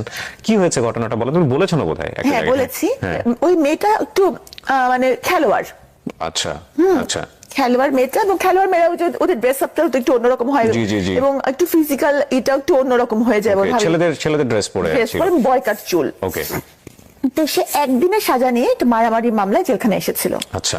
তো স্বাভাবিকভাবেই মানে একটা ড্রেস দিয়ে কিন্তু একটা মেয়েকে জাজ করা হয়, জি। অন্তত বাংলাদেশে। হ্যাঁ, তো সে আসার পরে সব অন্যান্য বন্দীরা তাকে একেবারে খুব করা শুরু করলো, মানে তার প্রতি একটা মানে বাজে একটা যে সেটা মেয়ের পোশাক। আচ্ছা আচ্ছা আচ্ছা। তো সে এসে ঠিক বুঝতে পারছে না যে খাবো কি, খাবারও ধরে নাই সে, মানে খাবার ধরার কিন্তু একটা সিস্টেম আছে ওখানে, যে সময় খাবারটা ডিস্ট্রিবিউট করা হয় ওই সময় কিন্তু আপনাকে ওই আপনার একটা টিনের থালা বাটি থাকবে, সেখানে আপনি খাবারটা নিতে হবে। আপনি যদি না নেন, তারপর কিন্তু বাকি সময়টা আপনার কিন্তু কোনো খাবার নাই। আচ্ছা, মানে খাইলে খাও, না খাইলে না খাও। না, খাবার সবাই নেয়, কারণ ওখানে কিন্তু এমন না যে আমি দোকানে গেলাম আর খাবার কিনে চলে আসলাম জি, যখন তখন, তার তো না। জি। তো সে খাবার ধরতে বুঝতে পারেনি, আর অন্য বন্দীরা তাকে সাহায্য করছে না। আচ্ছা। তো সেই সে খেলে বাসায় ফিরছিল, ওই সময় সে তার সাজা হয়েছে, সে জেলে চলে আসছে। ওই সময়টা থেকে এই কারাগারে পর্যন্ত প্রায় 24 ঘন্টা সে না খেয়ে আছে। আচ্ছা। সে কাঁদছিল। তা আমি তাকে যখন কয়েদি রুমে ডেকে নিয়ে আসলাম, তো কয়েদি রুমেও তেমন কোনো খাবার নাই, আমার কাছে ছিল একটু মুড়ি আর 2টা কলা, ওকে আমি দিলাম। আমি একটু পানিটা নিতে যাবো, এর মধ্যে দেখি সে খাবার গোগরা সে খেয়ে ফেলছে। ওকে। মানে she was so much hungry. Right. তারপরে পানি দিলাম, পানি খেলো, পানিও তার কাছে ছিল না, সে কিন্তু পানিও খায়নি। আচ্ছা। তো ওই যে সেটা কৃতজ্ঞতা বোধ, এটা কিন্তু নর্মাল মানুষ রিয়েলাইজ করতে পারবে না। মানুষ ভাবে যে একবেলা না খেলে কি হয়, কিন্তু ওই মানে ওইখানে একটা অ্যাটমসফিয়ার, কারাগারের একটা ভয়ানক অ্যাটমসফিয়ারে এরকম একটা জিনিস কিন্তু মনে রেখেছে, সে কৃতজ্ঞ। যদিও আমরা বেশিরভাগ মানুষই কৃতজ্ঞ না। মানে কোরআন শরীফেও আল্লাহ বলেছেন, এত নিদর্শন দেখার পরেও তবুও কি তারা কৃতজ্ঞ হবে না? কৃতজ্ঞতা প্রকাশ করবে না। হ্যাঁ। হ্যাঁ, তো তার মানে মানুষের মধ্যে বেসিক এটাই হচ্ছে কৃতজ্ঞ। বিআইয়ি আলাইহি রাব্বিকুমা তুকাজ্জিবান। হ্যাঁ, ওই যে ওই মেয়েটার মাথায় যে আমি যে তাকে হেল্প করেছিলাম, তো ও শুনেছে আমি বের হয়েছি, সে 8 মাস ধরে আমাকে খুঁজেছে, কিন্তু আমার ঠিকানা তো আর সে জানে না। তো যখন এই মানে গণমাধ্যমে এসেছে আমি বই মেলায় আসছি বা বই বার হয়েছে, তখন সে খুঁজে খুঁজে মেলায় এসেছে। তখন সে আপনারা দেখেছেন যে সে এসেছে বা আমাকে কৃতজ্ঞতা জানাচ্ছে। ওইটাকে মানুষ যদি বলে যে সেটা একটা ছেলে বা তার সাথে আমার কোনো সম্পর্ক, এটা রটনা করা হয়েছে। হ্যাঁ, তাহলে সেই অপপ্রচারকে আপনি কিভাবে দেখবেন? এটা একটা বড় সমস্যা আমাদের জায়গা থেকে। তবে এটা ঠিক যে মানুষের এই জাজমেন্ট করার জায়গাটা বন্ধ করার কোনো সুযোগ নাই। মানুষ জাজমেন্ট করবে, ন্যাচারালি করতে চায়, কিন্তু আপনি যে অভিজ্ঞতার মধ্য দিয়ে যাচ্ছেন সেটা একটা মেয়ে হিসেবে আমাদের সামাজিক প্রেক্ষাপটের জায়গাটা থেকে, মানুষ হিসেবে জায়গা থেকে আমি বলতে পারি সেটা খুবই ভয়ানক একটা জায়গা। এবং এখানে আপনার লার্নিংটা কি, মানে আপনার ভুলের জায়গা থেকে আপনি যদি বলেন আমি বলবো কোর্টকে আমি যে- আলাদা করে রাখতে চাই, তো সেটা তো কোর্টই নির্ধারণ করবেন, কিন্তু আপনার ব্যক্তিগত শিক্ষাটা কি, কেন আপনার জীবনটা এরকম হলো আপনি যদি বলেন। এটাই আমার ভাগ্যে ছিল, কারণ কারাগারে যদি আমি না যেতাম তাহলে কিন্তু আমি অনেক কিছু জানতে পারতাম না। আর আমার বাবা মার আমি কিন্তু নতুন জন্ম হয়েছে আমি মনে করি, এবং আমার বাবা মার এইটা স্থানটা আমি কারাগারে গিয়ে বুঝতে পেরেছি। মানে তারা যে আমার লাইফের জন্য এতটা জরুরি, তাদের ছাড়া যে আমার জীবন চলবে না, এটা আমি কিন্তু আগে উপলব্ধি কোনোদিনও করি নাই। ওখানে গিয়ে আমি করেছি, এবং প্রতি সিজদায় আমি বলতাম যে আল্লাহ আমাকে তাড়াতাড়ি জামিয়ে দাও, শুধু ওনার কাছে ফেরত, মানে আমি যেন তাদের সেবা করতে পারি, কি যেটা আমি আগে করি নাই। এটাই আমার ভুল হয়েছে, যে আমি আমার বাবা মাকে অতটা গুরুত্ব দেই নাই যেটা আমার দেওয়া উচিত ছিল। আপনার সেকেন্ড হাজবেন্ড যিনি, ওনার সঙ্গে কি ডিভোর্স হয়ে গেছে? আমি তো বলেছি যে উনি আমার জন্য মরে গেছেন একদম। মানে ডিভোর্স, দেখবেন যে ডিভোর্সের পরেও কিন্তু মানুষের সম্পর্ক থাকে, কথাবার্তা বা অনেক কিছুই থাকতে পারে, এবং ডিভোর্সের ক্ষেত্রে দেখা যায় যে দুটা মানুষ ভালো হলেও ডিভোর্স হয়, কিন্তু উনি আমার কাছে একদম মৃত। কি কারণে মরে গেল উনি আপনার কাছে? এই যে আমার চোখের পানির জন্য তাকে ক্ষমা করা যায়, কিন্তু আমার বাবার চোখের পানির জন্য, আমার মায়ের চোখের পানির জন্য তাকে ক্ষমা করা যায় না। কারণ উনি কিছু করুক না করুক, এই পরিস্থিতিটা জন্য তো উনিই দায়ী, যার কারণে আমাকে এই পর্যন্ত আসতে হলো। তার জায়গাতেও তো একটা একিউজ থাকতে পারে, সেও তো বলতে পারে যে না আমিও কিছু করিনি, আমি হ্যাঁ, নির্দোষ। সে হয়তো কিছু করেনি, কিন্তু আমি তো একেবারেই কিছু করিনি। তাহলে আপনি তাকে একিউজ করছেন কেন? পরিস্থিতিটা তো তার কারণে, মানে এই যে করোনার কিন্তু কিছু পরিস্থিতিতে যদি তার না হাত থাকে, লাইক হাজবেন্ড যদি কোনো কারণে, আমি বলছি না আপনার হাজবেন্ড দোষী না নির্দোষ, কিন্তু আপনি যে কারণে বলছেন তাকে মরে যাওয়ার কথাটা, সেই জায়গাটাই আমি একটু জাস্ট কোয়ারি থেকে বলছি যে এই পরিস্থিতির জন্য যদি উনি না হয়ে থাকেন, দর্শক আপনারা প্লিজ এগুলাকে কেউ জাজমেন্টের জায়গা থেকে নিন না, আমি ওনার ব্যক্তিগত জায়গাটাকে বের করার জন্য এই প্রশ্নটা করছি। সেটা হচ্ছে যদি এই পরিস্থিতি আপনি যেভাবে ডিফেন্ড করলেন, বা আপনি যেভাবে করছেন কোর্টকে ডিফেন্ড, বা আজকে আপনি যে বিষয়ে যেভাবে নিজেকে নির্দোষ করার চেষ্টা করছেন, না, আমি নিজেকে নির্দোষ করার জন্য এখানে আসিনি। না আমি আই এগ্রি, বা ধরেন আপনি পয়েন্টগুলো আপনি বলেনই নাই, তো এখন কথা হলো যে উনিও তোমার জায়গা থেকে বলতে পারেন এভাবে, তো সেটাই যদি শেষ পর্যন্ত প্রমাণ উনি হয়। আমাকে তো দোষী কোনোভাবেই বলতে পারবেন না। উনি কি কারণ- বলেছেন? না, উনি তো আমাকে দোষী বলতে পারবেন না, কারণ এটার মধ্যে আমার কোনো ইনভলভমেন্ট ছিল না।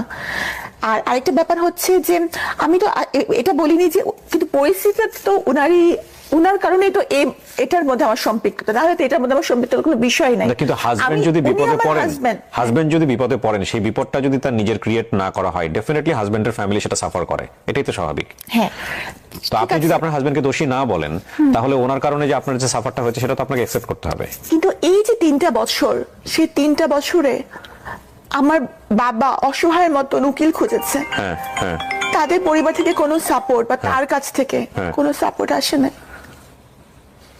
সে যদি আমার হাজবেন্ডই হয়ে থাকতেন, তাহলে কি এই 3-4টা বছরে আমাকে সাপোর্ট করার জন্য উনি কিছু করতেন না? আমার জন্য কে করবে? উনি তো নিজেও জেলে ছিলেন বোধহয়। হ্যাঁ, তো এমনও তো হতে পারে ওর ফ্যামিলির কেউ সাহস পাননি বা কোনোভাবেই আগানোর চেষ্টা করেননি, বিষয়টা তো খুব সেন্সিটিভ হতে পারে। তো কেন?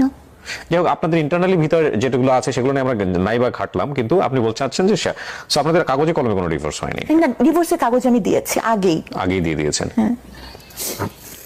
ওকে, আমরা একেবারে শেষের দিকে চলে এসেছি, কিন্তু আমার অনেক বেশি মানে চেষ্টা থেকে গেল আজকের অনুষ্ঠানটা নিয়ে। দেখেন, আমি জানি না আপনি দোষী না নির্দোষ, আমার অনুষ্ঠানে আসলে আপনাকে আমি দোষী নির্দোষ সেটা প্রমাণ করার জন্য ডাকিও নাই। আমিও তাই চাই না। আমি শুধু মনে হয়েছিল যে আপনার সঙ্গে আমি একটু কথা বলতে চাই, একটু আমি শুনতে চাই গল্পটা। ডেফিনেটলি যেহেতু এটা চলমান অবস্থায় রয়েছে, কোর্ট মহামান্য আদালত যে রায় দিবেন সে রায়ের প্রতি আমাদের বিশ্বাস করে সম্মান জানাতে হবে।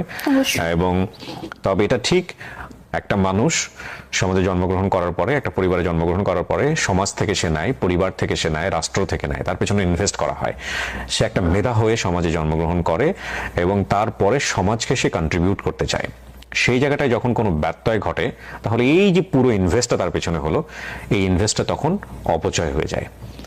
ডক্টর সাবরিনার মতো মানুষরা যখন কোনোভাবেই বিপদগ্রস্ত হন বা বিপদে পড়েন বা বিপথে যান, হ্যাঁ আমি 3টা শব্দই রাখলাম এখানে, তখন দিন শেষে এটা আমাদের জন্য ক্ষতি। এখানে এটা একটা বিষয় যদি আপনি ব্রডার অ্যাঙ্গেলে চিন্তা করেন। আর দ্বিতীয়ত চিন্তা করার বিষয় আছে যে ব্যক্তি মানুষ হিসেবে যদি আমি চিন্তা করি, দেখুন ভুল শুদ্ধ সবকিছু মিলিয়ে মানুষ, আমি অপরাধী আপনি অপরাধী, কারো অপরাধে সাজা হয় কারো অপরাধে সাজা হয় না, কেউ পাপ করে সাজা পায় কেউ পাপ করে সাজা পায় না।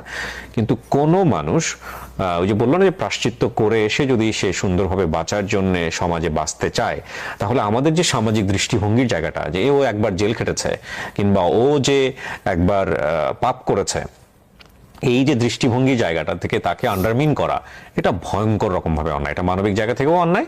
আমি জানি না কারণ ওনার ফিউচার কি হবে, তবে এই কথাটাকে আমরা নিয়ে আজকের অনুষ্ঠানটা শেষ করতে চাই। এটা অবশ্যই তাকে সুন্দরভাবে বাঁচার রাইট দিতে হবে, রেসপেক্টের সাথে। 8-10টা মানুষ যেভাবে পায় তার রাষ্ট্রীয় অধিকার, ধর্মীয় অধিকারও, ঠিক আছে। এবং যদি সে অনুতপ্ত হয়, যদি সে প্রায়শ্চিত্ত করে এবং যদি তার সাজা হয় হওয়ার পরে। আর যদি ভুলবশত উনি যে কেসগুলো বলেছেন ভুলবশত কাউকে পেনালাইজ করা হয়ে থাকে বা ভুলবশত কাউকে সাজা দেওয়া হয়ে থাকে, তাহলে এটার যে এটার ক্ষতিপূরণ মনে হয় না দিন শেষে কেউ দিতে পারে। অসময় নামে একটা ছবি রিসেন্টলি দেখলাম, আপনারা হয়তো দেখেছেন, এটা অমির ছবি এবং দিন শেষে এরকম পুরো ছবি শেষে এরকম একটা প্রশ্ন দিয়ে ছবিটা শেষ হয়। তো এগুলো আসলে আমাদের হয়তো একটা সময় অ্যাড্রেস করতে হবে, কারণ এটাও তো অপূরণীয় ক্ষতি একটা মানুষের জন্য। উনি কি পারবেন? যদি আমি বলছি না ওনার বিচার কি হবে, বাট যদি শেষ পর্যন্ত ধরেন ওনার চাকরিতে উনি বহালি হলো, ওনার সবকিছু উনি রিটার্ন পেলো, উনি নিরপরাধ প্রমাণিত হলো, ওনার জীবন থেকে যে বছর চলে গেছে, ওনার জীবন থেকে যে মোটিভেশন গুলো চলে গেছে, ওনার জীবনের সবচেয়ে গোল্ডেন টাইম গুলো যে চলে গেছে, এগুলো কি কেউ ওনাকে রিটার্ন দিতে পারবে? বা যার ক্ষেত্রে হয় তাদেরকে কি আমরা রিটার্ন দিতে পারি না। সো এই অপূরণীয় ক্ষতির ভ্যালুটা কি? হ্যাঁ, হয়তো ওনাকে বেতন দেয়া হবে, সেটা হয় সরকারি চাকরিজীবীদের ক্ষেত্রে, পুরা সমস্ত বেতন দেয়া হবে, কিন্তু যে সম্মান, যে হানি, যে কষ্টটা সম্মান হানিকর অবস্থায় যেটা ফেস করতে হয়, উনি যাদের কথা বলেছেন এই বইয়ের মধ্যে, তারা যদি এরকম ফেস করে থাকেন, সেটা তাদেরকে কে ফিরিয়ে দেবে? খুব কঠিন কিন্তু। এবং সেই জায়গাটায় অন্তত সেই কাতারে আপনি নিজেকে সামিল করেন না, কারণ বিচারকের ক্ষমতা একমাত্র আল্লাহর, আর রাষ্ট্রীয়ভাবে তো রাষ্ট্রের নির্দিষ্ট একটা কাঠামো আছে। সুতরাং আমরা জাজমেন্টাল না হই, এটা হচ্ছে বিষয়। সাবরিনা।